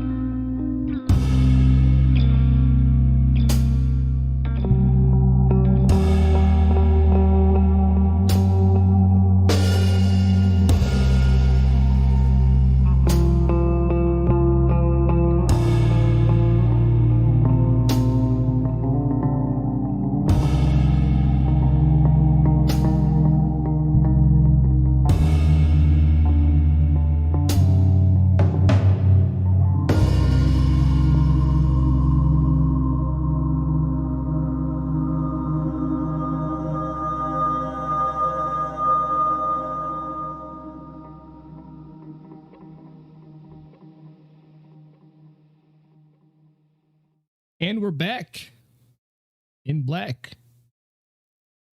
Okay. Back again. Okay. Well, that quarter push-up was quite something else. I'll tell you that much. Feel rejuvenated. All right. So for the second part of this show, you're listening to Amazing Thoughts on MSP Waves, BT Dubs. You wanted to bring up the hoe herself, Ghislaine Maxwell. Yeah, so Ghislaine Maxwell got 20 years, I think, according to what they were saying. They were trying to push for like 50 years, but apparently she is going to get 20 years. And if they do it like they normally do, if she gets halfway, she'll get out early release, like for good behavior. Like, but there were a lot of shady things. I don't know if you noticed. They were saying they put her on suicide watch before uh they were saying like, yeah, she's gonna off herself anytime now or whatever, like she can do it, so we're gonna put her on lockdown or whatever. It's like, what? Like, again, really? It's like people were saying like, yeah, she's gonna Epstein herself, and like it didn't happen yet, but uh it was weird that they were even suggesting that, like, hey, like she could do it, anytime now. It's like, well, why would she? She's gonna get out in like 10 years and it won't even matter. Like it's crazy, dude. Like So that they would. And nobody, there's still nobody, they still haven't shown anybody that's in the book, like in they know they don't have any names. Somebody made, there was a meme going around saying like, oh, she's the only person to be caught with sex trafficking minors to no one, to completely no one, because the people that you mean the Black Book? would have been, yeah, the Black Book. No, the names have been the names have been revealed. You can find the Black Book stuff online. No, no, no. Those are the flight logs. No, no, not the like. There's what hasn't been really revealed. That's just who flew there. Like most of what's on the Black Book there is the people who flew there, and that could have been anybody who was just doing business with Epstein at that point, and he had a lot of clients, so that could be that was a lot of people. Not all of them like were clients of his, I guess, of this business, let's just say. Like they weren't part of this business. They may have been Oh, part of his other business, but never know. that's what yeah, but I mean, like there's no confirmed like, hey, here are the people who actually Yeah, who Ghislaine Maxwell actually. I don't think you'll ever be seeing confirmation of that because the mofo's were too powerful, and Yeah. they'll just be able to get out of that shit like it's nothing. So 20 years probably gets reduced. She's probably gonna be in like massive fancy F like shit sent or prison or whatever the hell. So does it even matter? You know what I mean? Does it even matter? I just say like execute and be done with it. Yeah, I mean, if it were up to me, And she would be under. it's even doing her a favor, but it's also doing a favor Yeah, for everyone else because all the victims, yeah, everybody. because Yeah. again, like I don't think she's gonna be suffering. I don't think she's gonna go to a No, facility no. like freaking what's his name, Jeffrey, fucking Gabriel, help me please. Dahmer. Jeffrey, yeah, exactly, Jeffrey Dahmer, where he got killed by one of the inmates. Like, I don't think she's gonna be going through the same shit. Because I think if she went to a facility where they knew what she like, who she truly is and what she did, she'd probably get like freaking, beat up, a little bit of, things here and there and stuff. No, I don't But even think that. Like in those kind of prisons, they're like it's like white collar crime. So like yeah, the people who are like rich, who like have done fraud or this or that, those are all the people who she's going to be sitting with. So it and even better for her, she since she is like I think she's bi, so she'll be in prison with people she could get it on with. So she's not going to be there's nothing no there's no danger to her. She's just going to be in a nice cushy prison for 10 years and then get out on good behavior, and that'll be it. Like nobody will bat an eye again, I guess. Like it's I mean everybody that paid attention will know that that happened, but nothing's going to come of it. I mean unfortunately. yeah, people will Like forget there's at some point. People will just be like, yeah, whatever, dude. Yeah, it's like yeah, whatever. They exposed a massive pedo ring at the highest level of like of government, but who cares? Like Yeah, because like in those files and stuff, like in the people involved with that shit, it could literally be anyone in power. And yeah, those mofos who today run the country, and given Biden's history and shit, I wouldn't be surprised if they were in cahoots at some point. well, if you considering the Clintons were there, I mean, yeah, I'm pretty sure Bill probably got his fair share. Yeah. Bill Clinton for sure, considering he even got caught with the Monica Lewinsky. Oh, So the I sad. had a high school.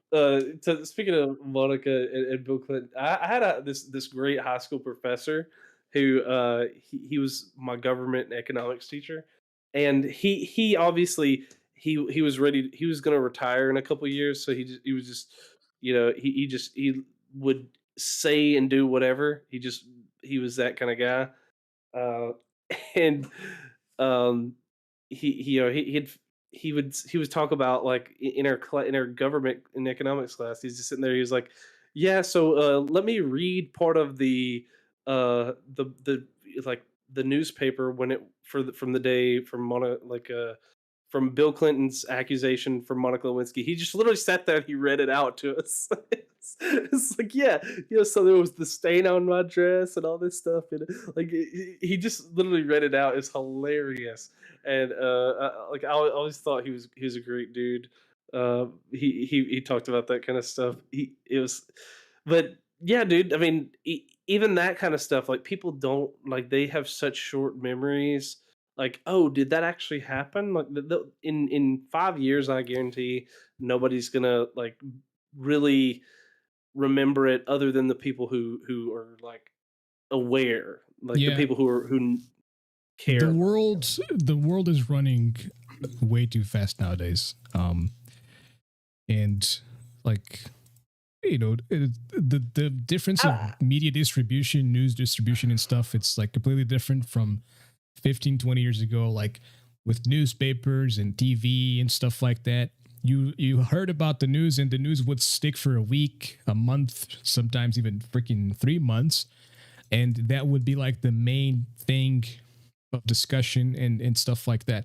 Nowadays, dude, every single day, almost every hour, you have something different, something ridiculous. And also the reach, like the global reach of like news nowadays, it's completely ridiculous.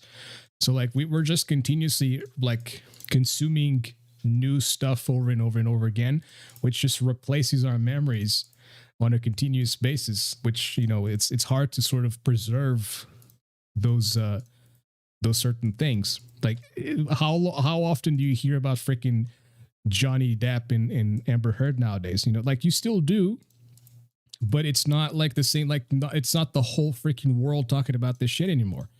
You know what I mean?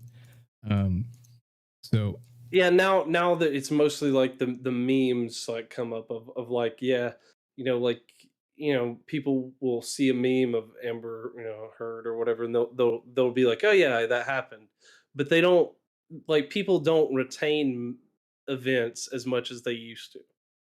And I don't think it's necessarily just because we consume more news, because I think there were actually we in some ways we consume less news because we don't consume like actual news. Like before, there you would sit down and back in the day you would sit down and you would just read a newspaper, and it would have a bunch of current events kind of stuff, and you would be able to sit there and read it and retain it.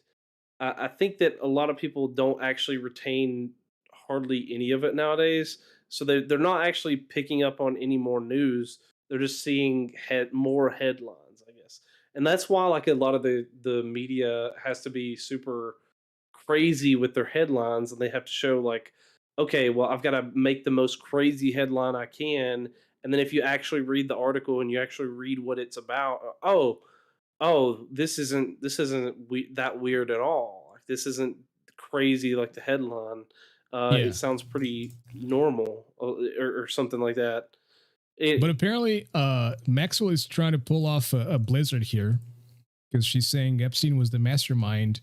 Epstein was the principal abuser. So, her being there, she was just, she was just being there. She was just a companion, dude. Like, nah, I didn't do shit.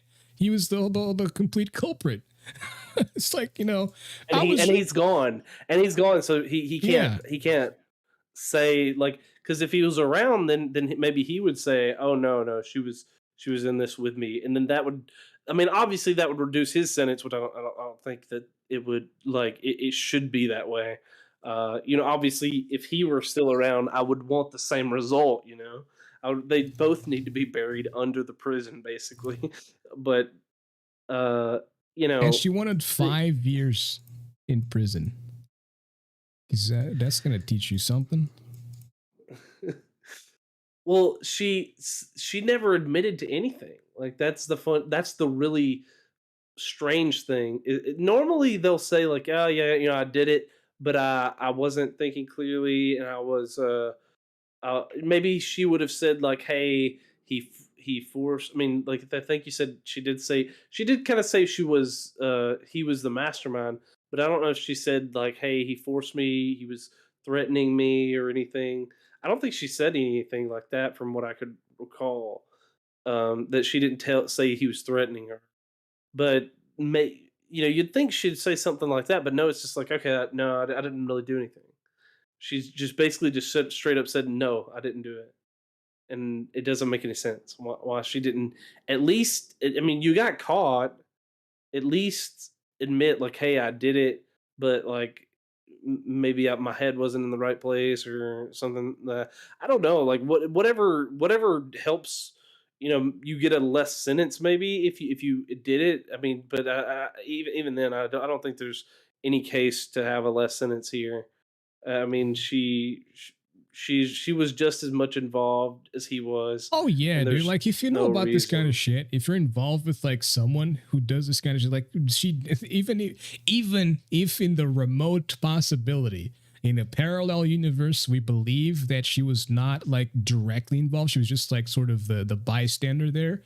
But if you know about this shit happening and you don't freaking do anything about it, you don't report it to anyone, and like especially the amount of years you go about this kind of shit, and you basically just sort of like allow it to happen. And like it probably a counter argument from people hearing this would be like, oh, but then she could be threatened and killed, blah blah blah. Like, dude, nah, but well, possibly, but like still at the same time, I don't think so. It's Well, all freaking ideally, willingly. she would get government protections in that case, right? I mean, like Yeah. she would be able to say like, "Hey, I'm going to tell the truth about this person, and I need protection from like police to make sure that he doesn't try to kill me or anything." Like if I had a And they're best they're friend that was doing that kind of shit, I wouldn't give a fuck about being best friends with that person anymore. And I would be like, this needs to be reported because it's fucking disgusting. Like you need to sort of you need to overcome the potential fear of losing a best friend for the benefit of doing the good thing. And you have to be like, yeah, I'm losing a best friend, but is it really a best friend if they do this kind of shit? You know what I mean? Um, like it just has to be reported. Like it just has to, like something has to be done about it. It's just too fucked up. And you're damaging lives potentially for forever, for their whole entire lives. Like, like we were like talking about trust issues and shit. Like freaking, these kids and stuff, like growing up in this environment and whatnot, like how the fuck are you going to be in the future? Like especially with women. We also kind of like shit on women sometimes with the whole like equality stuff and whatnot, even though we love women here. All right. We're not against women. We just, justice and fairness. I think it's better than like lunacy and supremacy and shit. But dude, women get it fucking like, even average looking women, they always get some crazy, creepy ass weirdo messaging them being like, yo, baby, what up? So like, you down for some fun or whatever? Like it's, and then if they say no, dudes just flip and go like, you fucking slut, bitch ass cunt. How dare you? You're never going to do better than me. it's, it's like, you're not helping your case, dude. You know what I mean? Like, what the fuck? So, especially going through like that kind of shit and going through this environment and this like horrible abuse and stuff.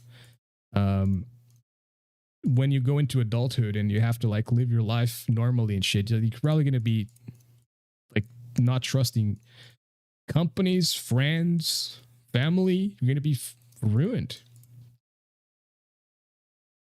Yeah, I mean, especially whenever like what she was doing is essentially she was gaining the trust of some of these younger girls, and then she was just taking them to the island, and then obviously they did whatever.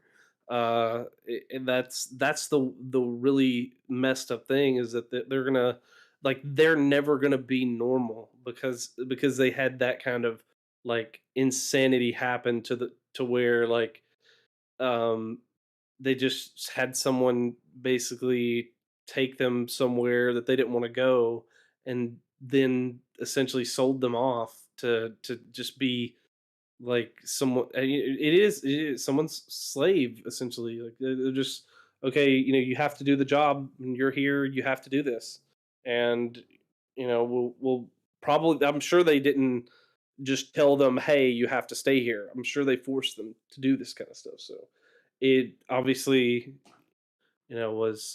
was had to be a threat, and so these like if any of those girls survived, I don't know if they did. I'm assuming there are some survivors, but they would have to be scarred for life, and Yeah. and, So and there's it's, like it's they're never going to be the same. there's a quote here, on this article, uh, and this is part of the article. They described how their futures were stolen at a vulnerable age. Several victims said their abusers undermined their faith in themselves and left deep wounds by preying on their youth and innocence.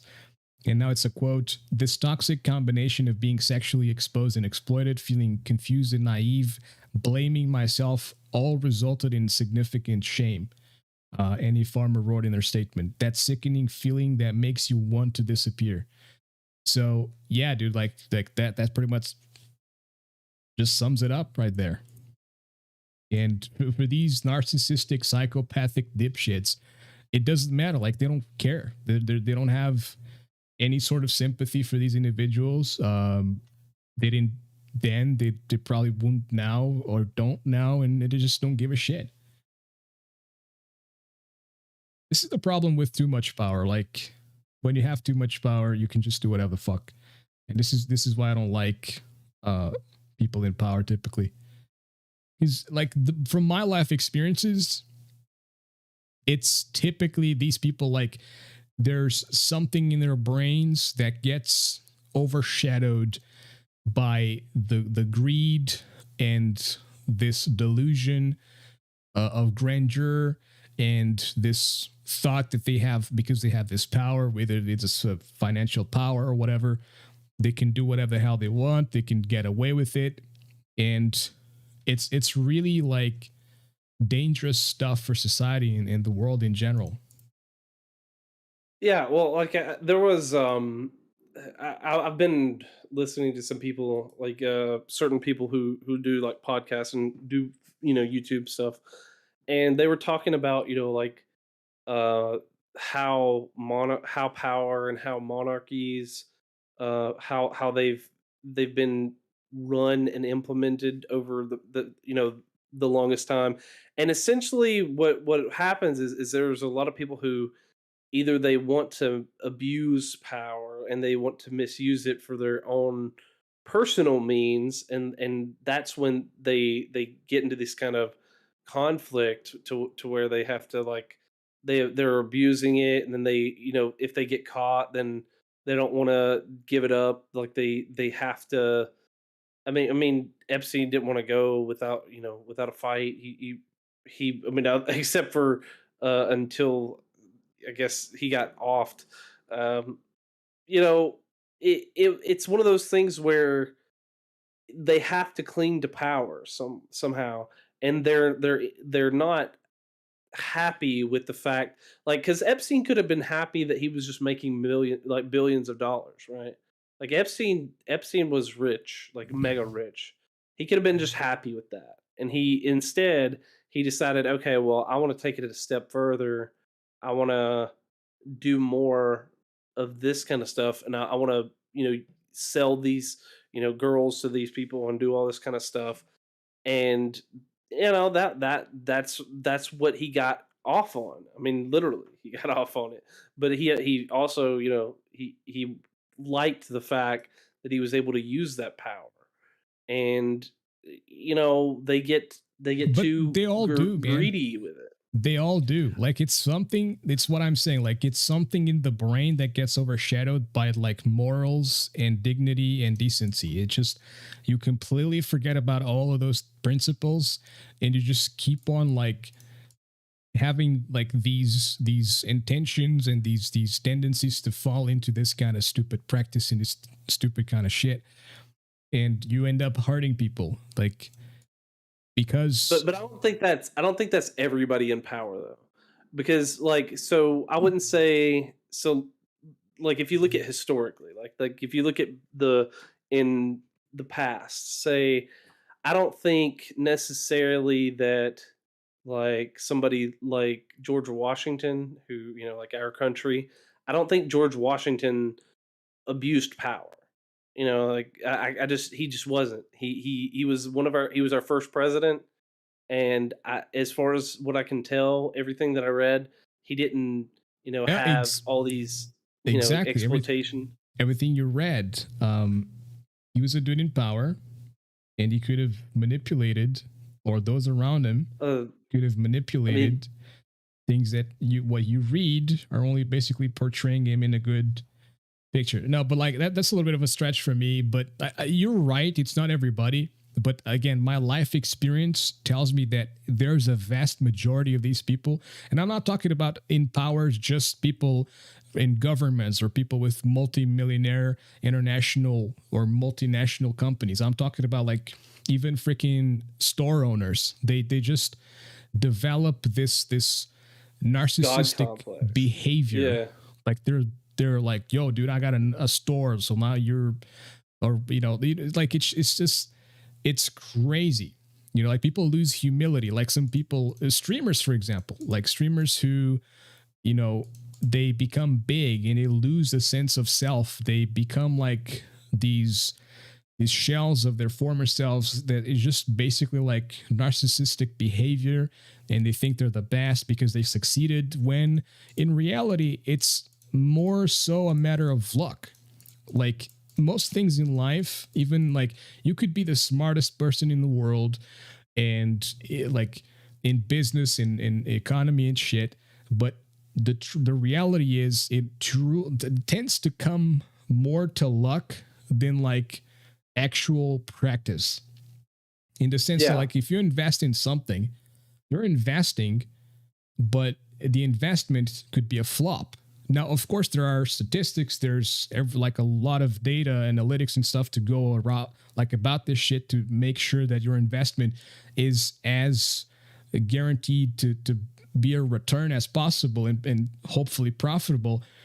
But it tends to be a 50-50, like, because you can't necessarily control the other people. Like, you can't control if they're like, what if they lose their shit and they pull off a Columbine and they fucking start shooting everyone in the factory? Like, again, another scratch, but it's a possibility. A lot of things to life come with luck, and people think that just because it happened to them, that they were like freaking destined to greatness. They think they're like, oh, I deserve this. This is it. It happened to me because it had to be me. Like, bro, get some humility.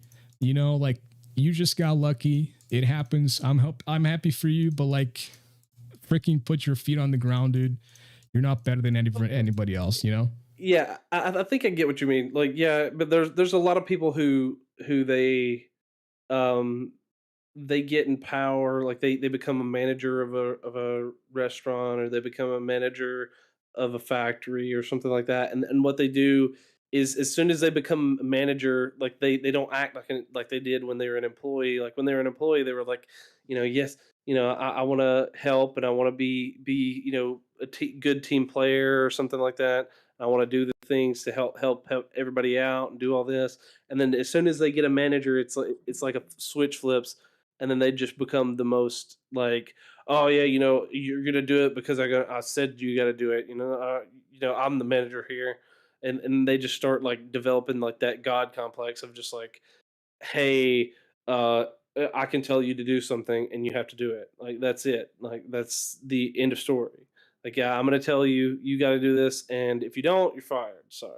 Yeah. And they don't remember anymore what it was. I think it's kind of like the like kind of like why, I was saying, that's why I've often said that of the problems that I had with my parents, because they acted like, I know what it was, like I can remember what it was like to be a kid. So I'm not trying to actively make it difficult on my kids. Like, I'm not wanting, and hopefully they never get that idea, but I still remember what it was like to be a kid. So I'm not acting like, obviously I'm going to direct him. I'm going to tell him like, hey, don't be an idiot. But I'm not going to act like I'm his god, and like, you son, Yeah, you're not going to be a you tyrant. must. Yeah, yeah. They just become tyrannical because they don't feel comfortable being in that position. And I think that's a lot of the problem. Is you have people that get power that don't deserve it, and they know they don't deserve it. Like, if somebody was actually a good leader, like, you can tell when someone's a good leader and they get into the position they deserve it. They don't have to act like everybody trusts them, everybody respects them. But when people don't trust you and don't respect you, that's when these kind of people who are like managers or whatever, like, they have to go all god complex, and they have to like, yeah, now you must do what I say, and you must, I'm gonna fire you, you're gonna, whatever, I'm gonna put you on, like, kick you out, or whatever it may be. Like, people who get tyrannical like that, like, they completely, they know that people don't trust them to lead. And I think that's where the issue lies. It's not necessarily that there is power, not necessarily that people get power. It's that the wrong people get power, and it just attracts the wrong people to power. Yeah, I think that primarily it's like um hold up.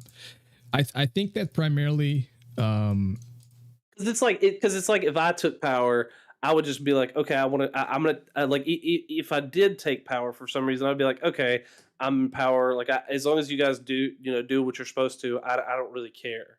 Like, if I become the manager or whatever, it's like, okay, you guys do what you're supposed to. As long as you do that, I don't really care. Now, obviously, I mean, in that position, you do have to lay down some, there has to be some rules, right? Like, that's why there are laws, that's why we have things, in place to make sure that people follow. But you don't have to be such a like a nitpick and like basically titty twist every little thing that people do. Like, hey, you have a broken tail light. I'm going to stop you, and now if you don't go pay this fine, I'm going to shoot you or whatever. Like, no, you don't have to go so crazy about it. You can just say, okay, as long as you're not acting crazy, as long as you do what we need to do, then you're fine. Like, but Yeah, there's actually the there's great. I actually been thinking about this. Like, now that you bring it up, I've been thinking about like how we don't learn from history. Like, we should learn from history. History is there to teach us that we should learn from it. But we keep falling into these like sort of it's it rises and it goes down, and it rises and it goes down. And in history, if you look into things like this, has like what's happening now with all this like crazy division. Like, the world is, I think it's as divided as it could potentially be, with there's so many people and all weird things happening, all these crazy ideologies, beliefs, and all that kind of stuff. There's so much division, and history, like, should have taught us that the world belongs to wolves. The world doesn't belong to the sheep. And as as most people don't want to be called sheep, but the reality is most of us, the working class, we're sheep. We're normal freaking people being controlled by the motherfuckers up there. You know what I mean? In the offices and shit, who are governing, and they're the wolves. And that's the issue. Like, we should learn to put aside our divisions, or put aside our differences, and stop being so divided and be more unified in the intention to change things for the better. You know what I mean? Like, instead of being so like one thing for the left, one thing for the right, Democrats, Republicans, whatever the fuck, it's we should be unified, not divided. Like, we can all have different tastes, different interests, different like dreams, different goals, etc. But we all should have the same goal, which is to live in a world that's fair for everybody and that's good for everybody. But the wolves are always going to fuck us up, and they're always going to try to completely erase this picture from the world and people's minds, and they want to make you believe it's like the whole thing of like, you will own nothing and you'll be happy about it. Like, you do. It's literally it. Like, you're supposed to, they're just trying to make you think that what you have and what you can achieve is good enough. But who are they to tell you what is good enough for you? Like, you should be the only person to define what exactly is good enough for you, nobody else. Yeah, I mean, it's kind of like there are some people who like um like if you know like there are some different denominations of like of like Christianity where people think like that people are like predestined, and like I couldn't would never jive with that because I think that people are free agents. Like, you're a free agent to do whatever it is that you do. It may be right or wrong, like it may be moral or immoral, but I don't think that you're going to do any particular thing at any particular time, or that you're going to do it regardless of what your circumstance is. I think there's a lot of things that a lot of people could do. Like, people can be cruel, or they can be good, or they can be, um, you know, charitable. They can be any number of things, but there's no one that should be able to dictate that. Like, nobody tells you like, hey, like you're going to do this, and that's it. And I think that's whenever like people lose faith in a lot of this stuff. And I think that's why, especially like here in America, a lot of people have lost faith in a lot of this stuff because they've been looking at it and they're like, wow, our government is literally telling us to like eat crap because they've basically been saying, "Hey, your gas prices are high. Suck it. Like suck it up. Yeah. Like you guys don't like your gas prices. Oh well." Uh, like it's asinine. It's crazy because the but yeah, I mean, I don't think I don't think anybody's set in stone. I think everyone can be able to make carve out their own place in the world, and I think that normally that would happen. But I think there's a lot of people who in power who like to manipulate it and like to play with it and try to control it in that way. And you're talking about like wolves and sheep. There was this thing about that I was listening to this guy. Like I said, I was listening to this guy talking about podcasts, and he was talking about this book that he was reading, kind of going over past 100 years or so, and essentially they were talking about like the difference between foxes and lions. So there are a lot of people who are like lions, like they go do something, they get the work done, and they do all that. They're capable of doing things. And then there are other people who are like foxes, who essentially they have to like outwit you and outsmart you. And not necessarily like are they doing it all like not all of it is out of malice, like not all of it is like bad, but a lot of times these people who are like foxes, they just want to outwit you so they can get power over you. Hmm. It's kind of like the cancel culture thing, like, oh well, I can show that you were racist or something like that, and then now I can now get you removed from your job, and especially the people who get like a job after that.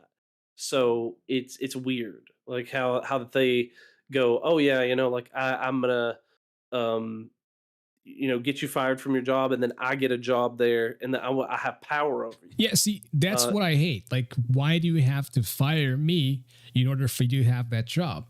Like, why can't we come together to a realization we can both have something? We don't need to I don't need to kill you so that I can, grab what you have, right? We can live we can coexist without the necessity to eliminate the others. And like that's the main issue here. It's like people just need to realize, like, man, we can coexist. Like all these parade bullshit things going on, man. Like these people are being more hateful and more aggressive than uh than anyone else going against them. And they're literally not practicing what they preach. It's all about joy and beautifulness and whatever the fuck. And the reality is it though? Like the moment someone denies your beliefs or whatever the fuck, or someone goes against something else that you believe in or something, you completely deny that shit, and I'm losing myself in train of thought here. But like anytime like someone goes against what you believe in, you go into this rampage mode rather than being like logical about your approach. Like if you are trying to preach for like peace and inclusiveness, you shouldn't be doing the very opposite of what you're preaching for. Like you shouldn't be aggressive and hateful towards people just because they disagree with you, because that's not how that's not how you put people on the same on your side. That's how you basically push them away. Anyone like I'm an atheist, but I'm not against Christians. I don't like if you like I'm not going to basically determine whether I should talk to you or not based on your religion. As long as you don't continuously push that shit on me, I will respect you the same as I respect anybody else. The same thing with race and ethnicity and all that kind of shit. Like we're all in this freaking like globe together. It's not a globe, it's actually a flat surface with an ice wall around it. But you know what I mean? Like we just need to coexist better. We need to like it. I don't like division. I don't like the division that the world is going through, especially in America. Like you guys are very, very, very divided. yeah, and part of that's a reason. There's a reason for that. Like they obviously they benefit from like a lot of the infighting, and I think that there are some people that I will never agree with. So like for instance, the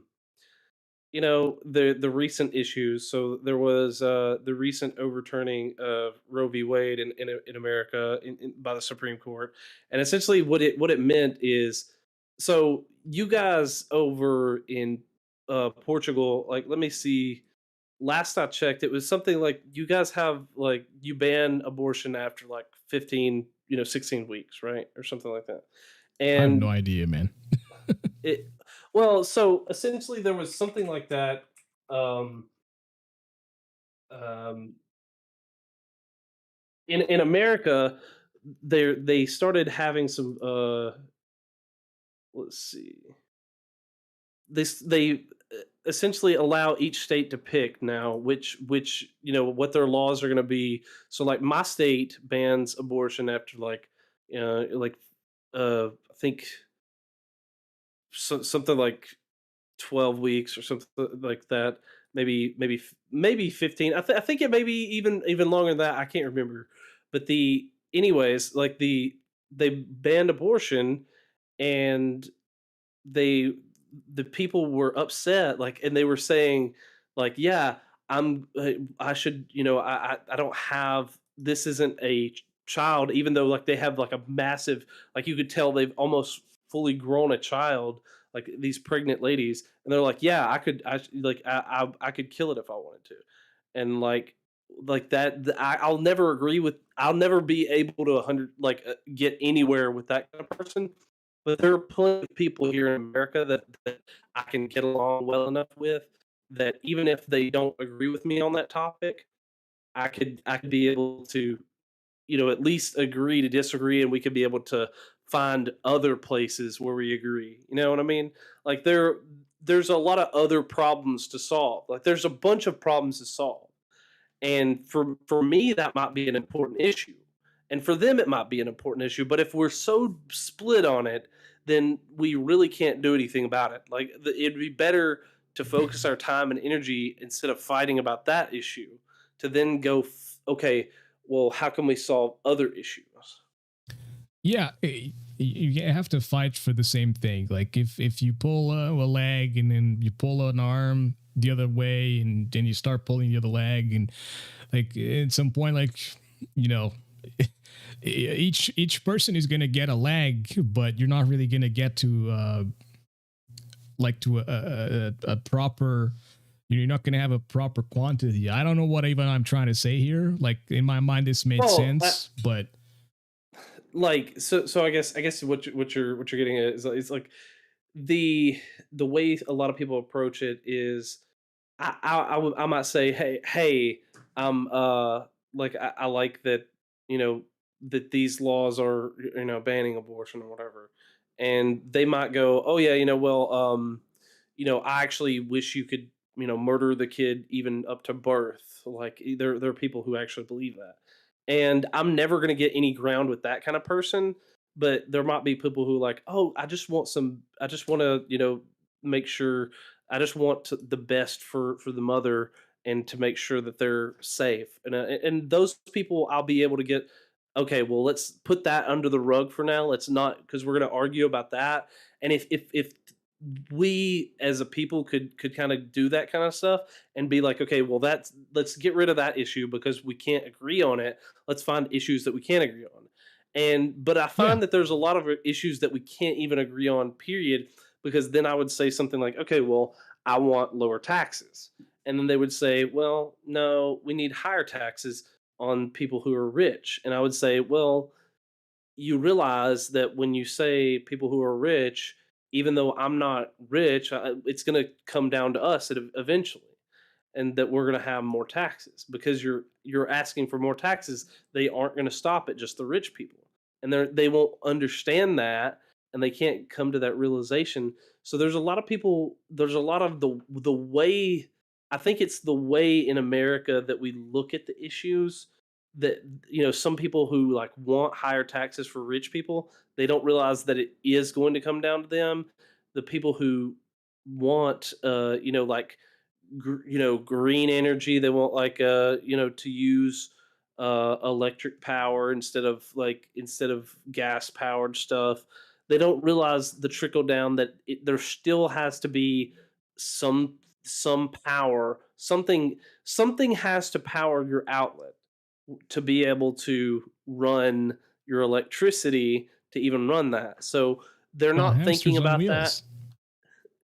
wheels. Yeah, yeah. It's just they just have a bunch of a hamster farm to run it. But no, Yeah. no. I mean, seriously, they're like these issues are set up in such a way to where no one will ever agree, because if I can say the sky's blue, and if they are so against me as a person for how I believe, they will literally sit there and say, no, we need to change the law to say that in every book from now on, forever, the sky's red, because I just want to disagree with you.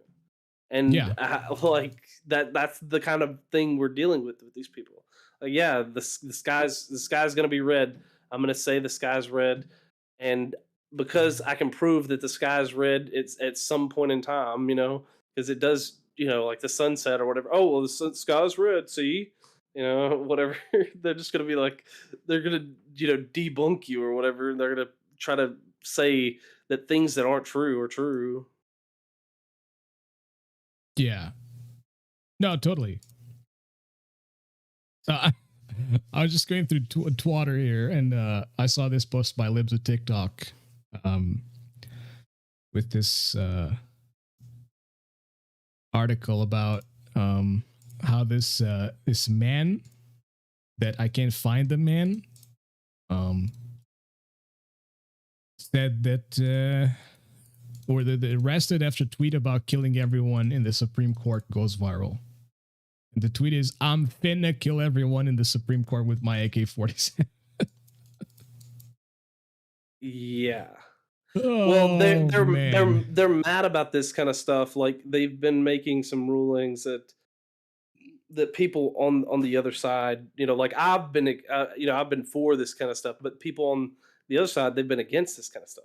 But I've had what people on like especially people on like the American, like the Democrats in America, what these people don't understand is, especially from their perspective, they think that they've never won anything, but literally until Trump, they've won everything, and they've gotten their way about everything for the longest amount of time. Because I can't tell you how long that I had to wait, like, because it was gas prices were way high whenever I was just starting driving, and they didn't come down until essentially Trump came into office. And that's the first time that we have low gas prices now. Like, that I never thought it would be that way again. People joked about it. They were like, "Yeah, I remember back in the day when you could go fill up your gas tank for put $5 gas in your tank, and it would actually fill up your car somewhat." And people would make jokes about that kind of stuff. But then whenever like Trump came around, they actually could. And then now people, like, they act like they've never seen the world around them. Like, oh, well, God, I wonder why gas is so high. Well, I guess it must be Vladimir Putin or something like that. They don't actually look at what things are going on, and like, okay, well, Biden's done some stupid things about oil and gas. Like, they don't think about that at all. It just won't cross their mind at all. They don't have any critical thinking skills, and they just go about their day with that kind of stuff. And that's why we have such that divide. And but that's like why the Supreme Court stuff, it's got people really mad, and that's why they actually caught one guy who was going to a Supreme Court justice's, like a judge, going to his house, and he was going to kill him, and they just happened to catch him, and he was all schizo.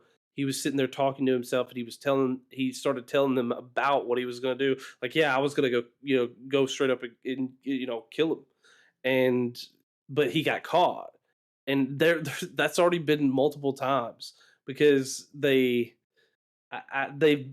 media has been telling them, hey, these people are your enemy, and I find that the media is capable of doing this more than anything, and that's why I Oh yeah.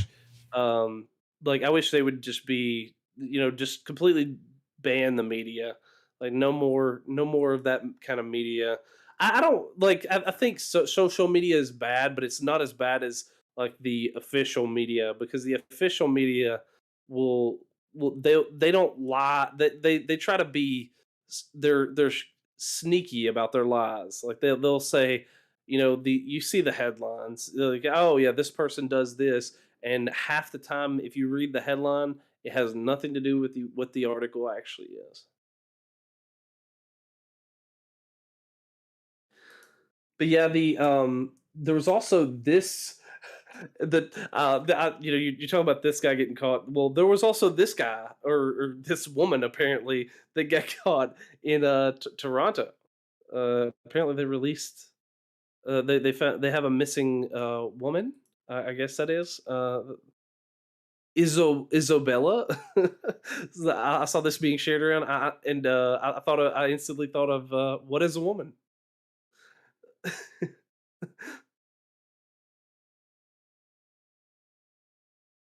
You there, pick? Oh no. Hopefully, we didn't lose him. Hello. Oh, there we go. You're There we go. saying the um, the person in the picture is a woman? That's according to Toronto police. Okay. I think they identify. That's the thing, is they identify. So you have Ah. to. Okay. Well, as funny as that is, but like, no, just go up and look at that. Like, look at the like, look at this piece of shit's face, man. I just want to slap the shit out of this kid, dude. Like, this kid doesn't even seem to be like afraid or anything. He's literally just smug look on his stupid fucking face, looking at the camera while being arrested and shit. And it's like these kids are not afraid anymore of anything. And it's like you literally just, well, I know it's a tweet and shit, but it's still like you're just told publicly to the world that you're finna kill everyone in the Supreme Court, and you're 20 years old. Like, where the fuck is your brain? Did you forget it when you were pooping or something?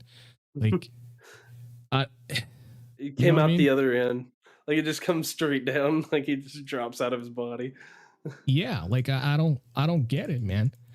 I don't get it. Well, well, it's because everybody, like, I don't agree with the boom. So there's like this boomer meme of like kids nowadays, they get everything handed to them on a silver platter, and they have Oh, all these I don't believe that, participation trophy. but Yeah, but I think that there's so I don't believe that either.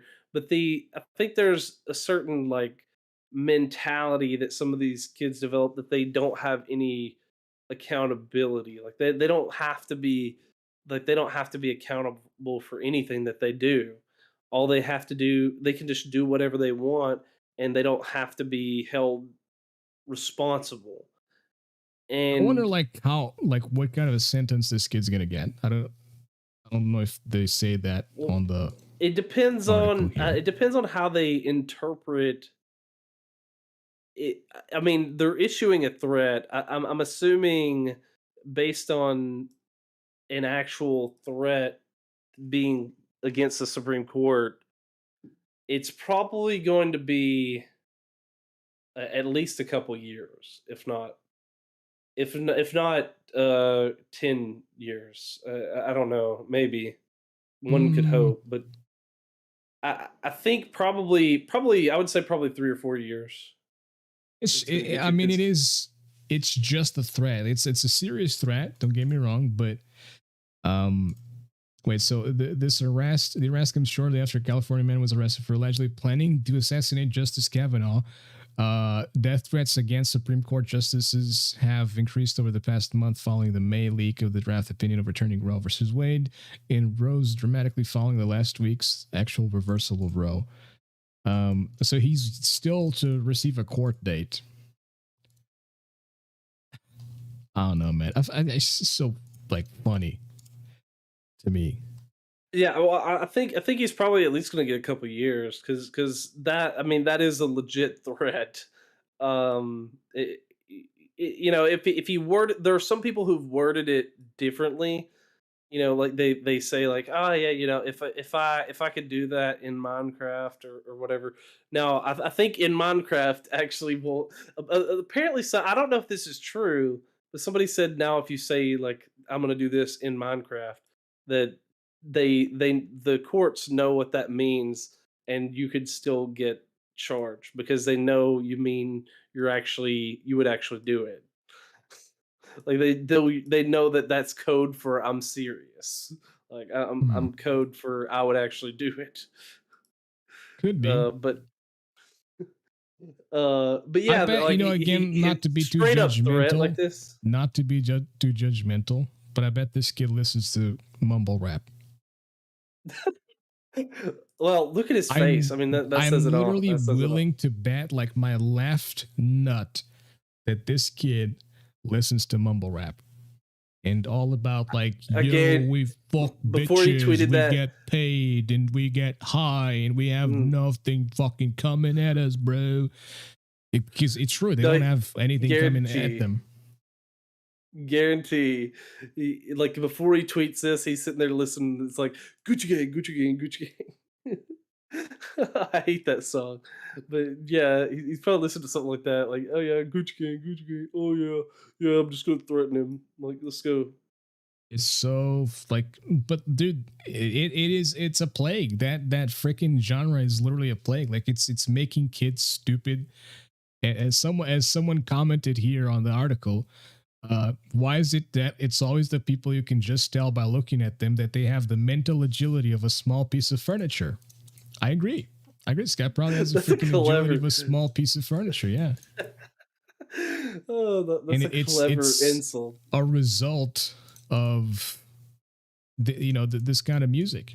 I'm not saying like metalheads are freaking like geniuses or anything, but like even rap, like old school rap and stuff like that, or even like today's rap, but like proper fucking rap, not mumble rap bullshit.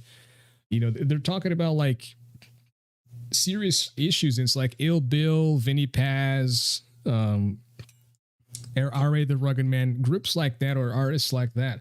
They talk about, proper good shit for a rap song. They're not fucking like rapping about like we're untouchable and we're super cool and we get high as fuck and we drink a lot and we have grills on our teeth and we tattoo our faces, which is probably going to be staining us for like our horizontal, like the rest of our lives when we fall into irrelevance. But this is what it's become. Like, dude, I am still to find that in 90 or like yeah, literally in 90 out of 100 people under the age of 25 today, they listen typically to this shit. Yeah, It's crazy. Like but yeah, you got that like 10% of these individuals, like these younger people that typically listen to some rock, some classic rock, some reggae, some normal rap, or some like EDM. I fucking hate EDM, but like even that is better than this shit. You know, it's I don't know, man. It's like so weird, like how this shit's plagued because it doesn't reinforce any sort of like mind stretching or mind flexing or anything. It's literally just it's music for idiots, literally. You know, well, a lot of it's music for the masses. Like, and I think exactly. The masses are idiots, yeah, man. yeah. Well, and that's there's this. I haven't really read all the way through it, but there's a book called Madness of Crowds, and he goes into talking about like how and there's like this the contrarian in me, like because I would say I'm pretty contrarian. Like I like to go against the flow, I guess, when everybody's swimming downstream. I guess I'm like the salmon swimming upstream, I guess.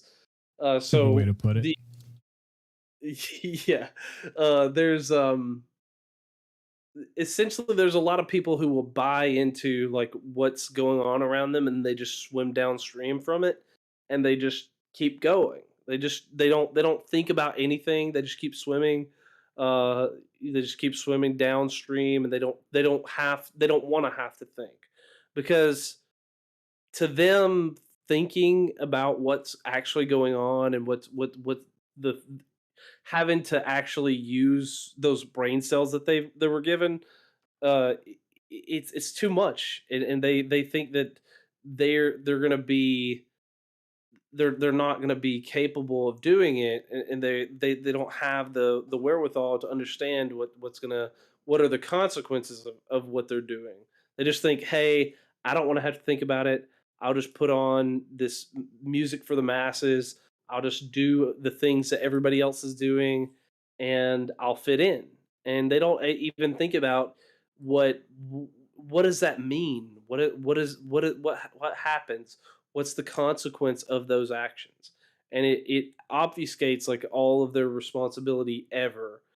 And that's what I think a lot of the problem with a lot of this like mass produced media, mass produced music and stuff like that people get into, is that they don't think about the consequences of anything. They just get to the point where they're like, consume it. There's the meme about like consume product and then get excited for next product kind of thing. I don't know if you've seen that meme, but it's like I get product, I consume product, and then I get excited for next product, and Well, yeah, that's that's the what joke Apple about does people. with all their shit. Yeah, and that's kind of what people are getting used to. They're like, "Hey, I got this cool new."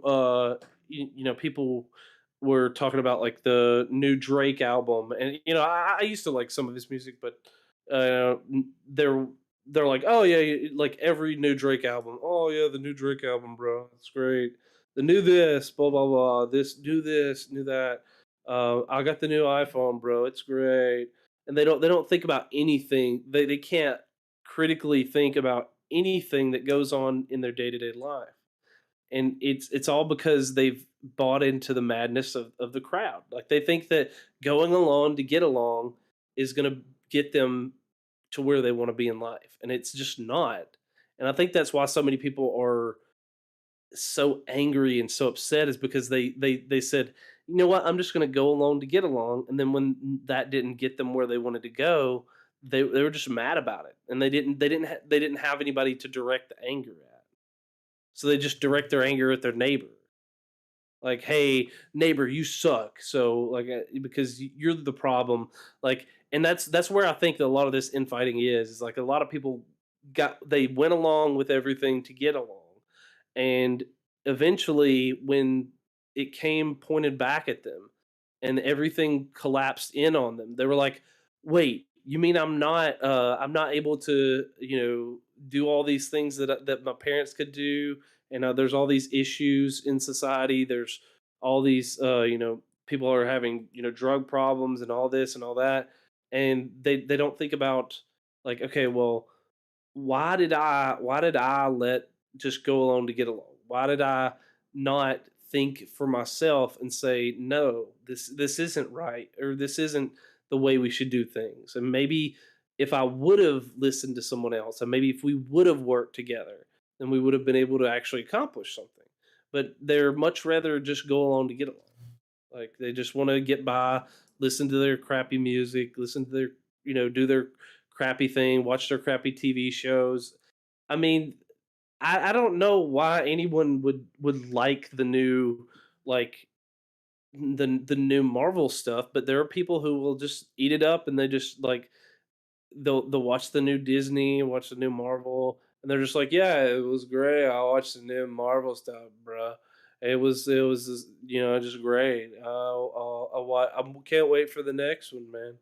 And it's Well, it's the like you can the tell they're reality zombies. is, while you're not wrong about what you're saying, the reality is, when we're living our lives like we are in the past, like I would say a good amount of years through the internet, Like there's a difference between the the people that live their lives on the internet and the people that live their lives completely outside of the internet. They might use the internet for like messaging each other or something, but primarily they will live their lives outside of the internet.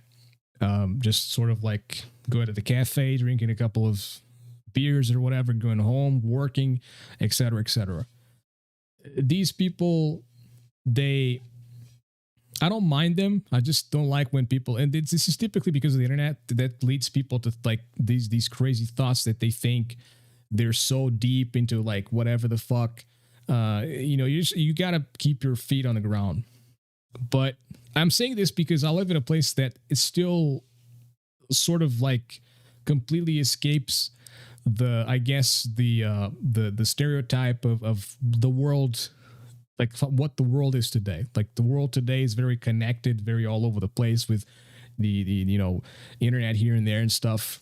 People here are still very old fashioned. Like primarily because it's a lot of old people's who live here. Like the youngest typically tend to go to Lisbon or somewhere else in the country.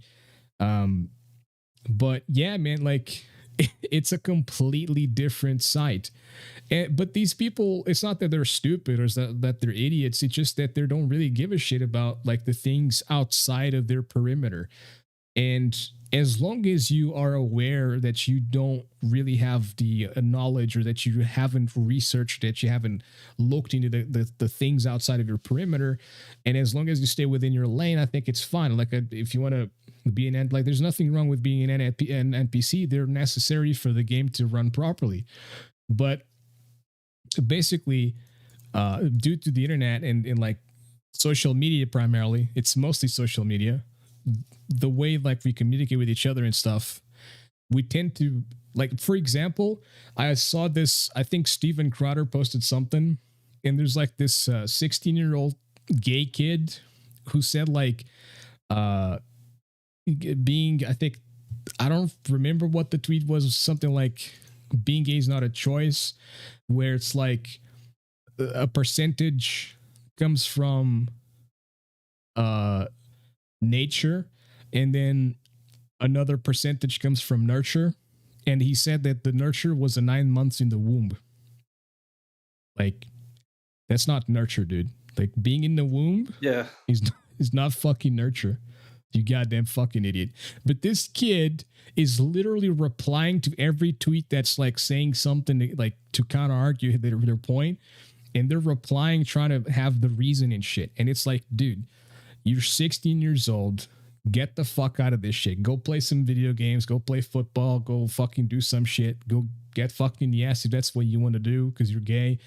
I don't know what they do, but like, dude, get out of this shit. Get out of this cesspool of bullshit that is Twitter and go live your adolescence. You know what I mean? Like, why are you at 16 years of age arguing with adults? You know, it's so ridiculous. And I mean, why? Like, there's what I've understood now is, I guess kind of the wisdom that I've picked up is there are a lot of people, regardless of how well you argue and your thought process of your argument, you can be the most logical human being, and because people have a particular uh attachment, or they have emotion back behind what they're arguing for, they're never going to agree with you. So, for instance, there was one time on Facebook, some people that I knew personally, and they had this whole campaign. For some reason, there were a lot of teachers doing this. Say the word to end the like say the word to end the word. I think that's what it was called. And essentially, it was a campaign that they were trying to stop people from saying the word retarded. And I said, well, that's stupid, because you're never going to be able to compel people to stop. You're never going. You don't need to compel people to speak to not say that word.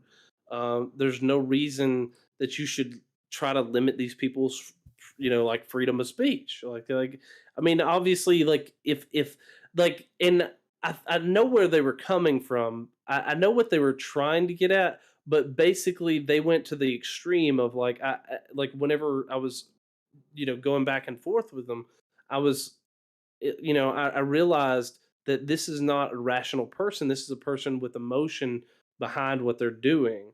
Because what they were trying to say is like, oh yeah, I know someone who maybe has a kid who has Down syndrome or something like that, and I don't want people to say retarded around them because they might think that they're talking about them. And I can sympathize with that, but there's no reason that me saying the word is necessarily indicative of me saying that. Like if I were to say that kid is retarded, then maybe that would be going over the line. That would be me being cruel and insulting, right? Like, but if me just saying the word is enough to offend essentially and get to the point where I'm completely like, oh yeah, we don't need to talk to him because he will say the word retarded. Like, okay, I don't really care. And after a little bit I realized like I just don't care about this argument enough. I don't care to argue with you because I have my position and I believe what I do, and I'm not going to be able to convince this person. And that's where a lot of people need to get to that point of like, you're not a lot of things that you believe in, you're not necessarily going to be able to directly influence or convince people to just believe you. You're never going to be able to do that, and you're never going to be able to argue this way, especially on the internet, because on the internet everybody's a genius apparently. Yep. um, but you have to just kind of let it go and let it roll off. And that's where like I used to like not block people. I used to not like mute people. I used to not unfriend people. But now it's like, okay, well, I don't want to have that temptation to want to like argue with people, and it doesn't do anything for me. It's not productive. So I would rather just block them, mute them, go on, and just be you know live my life, like just go about my daily life. Yeah, dude, that's how it has to be, dude. Because otherwise, you're just gonna be fucking continuously, uh, just overwhelmed by thoughts of that kind of stuff. You know? Yeah, I mean, you can spiral with this kind of stuff, and you can because I was gonna do that. I was about to go into like a tirade and just be like, "Look, you're wrong. I'm right." And there were some people, obviously, like other people were jumping in. It's just like as soon as I sent a comment, like one time, somebody was like, "Oh yeah, um, so these we need to make these companies need to have a union." And all I said was, hey, the unions aren't going to benefit you. And like I knew that moment, I was like, okay, I didn't even need to send that because it doesn't matter. I'm not going to change this person's opinion on what unions are for businesses.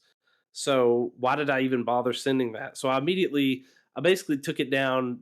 Somebody sent a reply back and they were like, yeah, my granddaddy used to be in a union. And it's like, okay, well, okay, there's no reason for me to argue because you guys aren't going to think through this rationally, and it's not going to be a benefit of my time.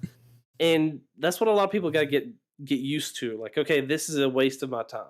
Like, what's a better use of my time? I think I literally posted like something on Twitter not too long ago, saying that if you want a piece of advice, like arguing on Twitter is just a waste of time. Literally, like, is most people are not going to give you reason, even if you're like presenting evidence, presenting like factual arguments. They still won't believe you. It's like you were saying, like if you one says that the sky is blue, or if you say the sky is blue and the person says the sky is red, you're still presenting them with evidence that the sky is blue, but they're still like convinced that the fucking sky is red. Like they won't change their minds. And it is an emotional investment, and that's why you can't go about it. That's why you can't like waste your time with it, because oh, here it is. Yeah, let me spare you some brain cells before you get into a debate on Twitter. You can't argue with stupid. Because, yeah, man, like, A lot of people are here to find some gratification, to validate themselves, and to just basically make themselves feel better about themselves, rather than just like potentially actually doing something good, something beneficial for humanity, for themselves or whatever. Because you think when you're trying to make yourself feel better about yourself, you think you're benefiting yourself. You're not really benefiting yourself, because this is not like a truthful activity. This is not like something truthful that you're doing. You're just potentially, it's just something for the short term effect of it. It's not for the long term. Because I think improvement, as a self improvement, it's like thing that takes a lifetime, not years. It takes a lifetime, because life is not linear. Life is made of ups and downs, freaking curves, freaking like diagonals and whatevers. And if you go on Twitter just trying to make yourself feel smart or trying to make yourself feel humanitarian, as a matter of fact, that dude that I always forget his fucking name, Paul something, I think, from the Anything Goes channel, Paul Joseph Watson, there it is. But this dude basically posted a video where like there's a lot of people in the UK are like, refugees welcome, we want refugees, but then it's like, oh, can you house a refugee? Oh no, I don't have space for refugees. Oh, so where are you gonna put the refugees then? I don't know, fucking yeah, whatever, bro. Oh, so you don't have space in your own place for the refugees, but you want to welcome refugees. Okay. Makes sense, right? That makes total sense. Yeah, it's NIMBYism. Like they don't want it in their backyard. They want it in your backyard. Exactly. It's just to make themselves feel better. So these people are standing there like, hey, let's welcome the refugees. Everyone welcome here. But it's just to make yourself feel better. You don't really want to do it. You just want to be able to showcase that you were there, took pictures, maybe went in on an interview or something. That's all. You don't it's not real. It's just bullshit. And I don't like that kind of stuff. Yeah. But I think we're coming close to a close, right? I think. Yep. EldritchsPIG, find me everywhere. Go. Yeah. Trey50Daniel on all socials. All right. Thank you very much for listening to the Maze of Thoughts podcast, episode 30, everybody, guys. See you guys on the next week. Bye-bye.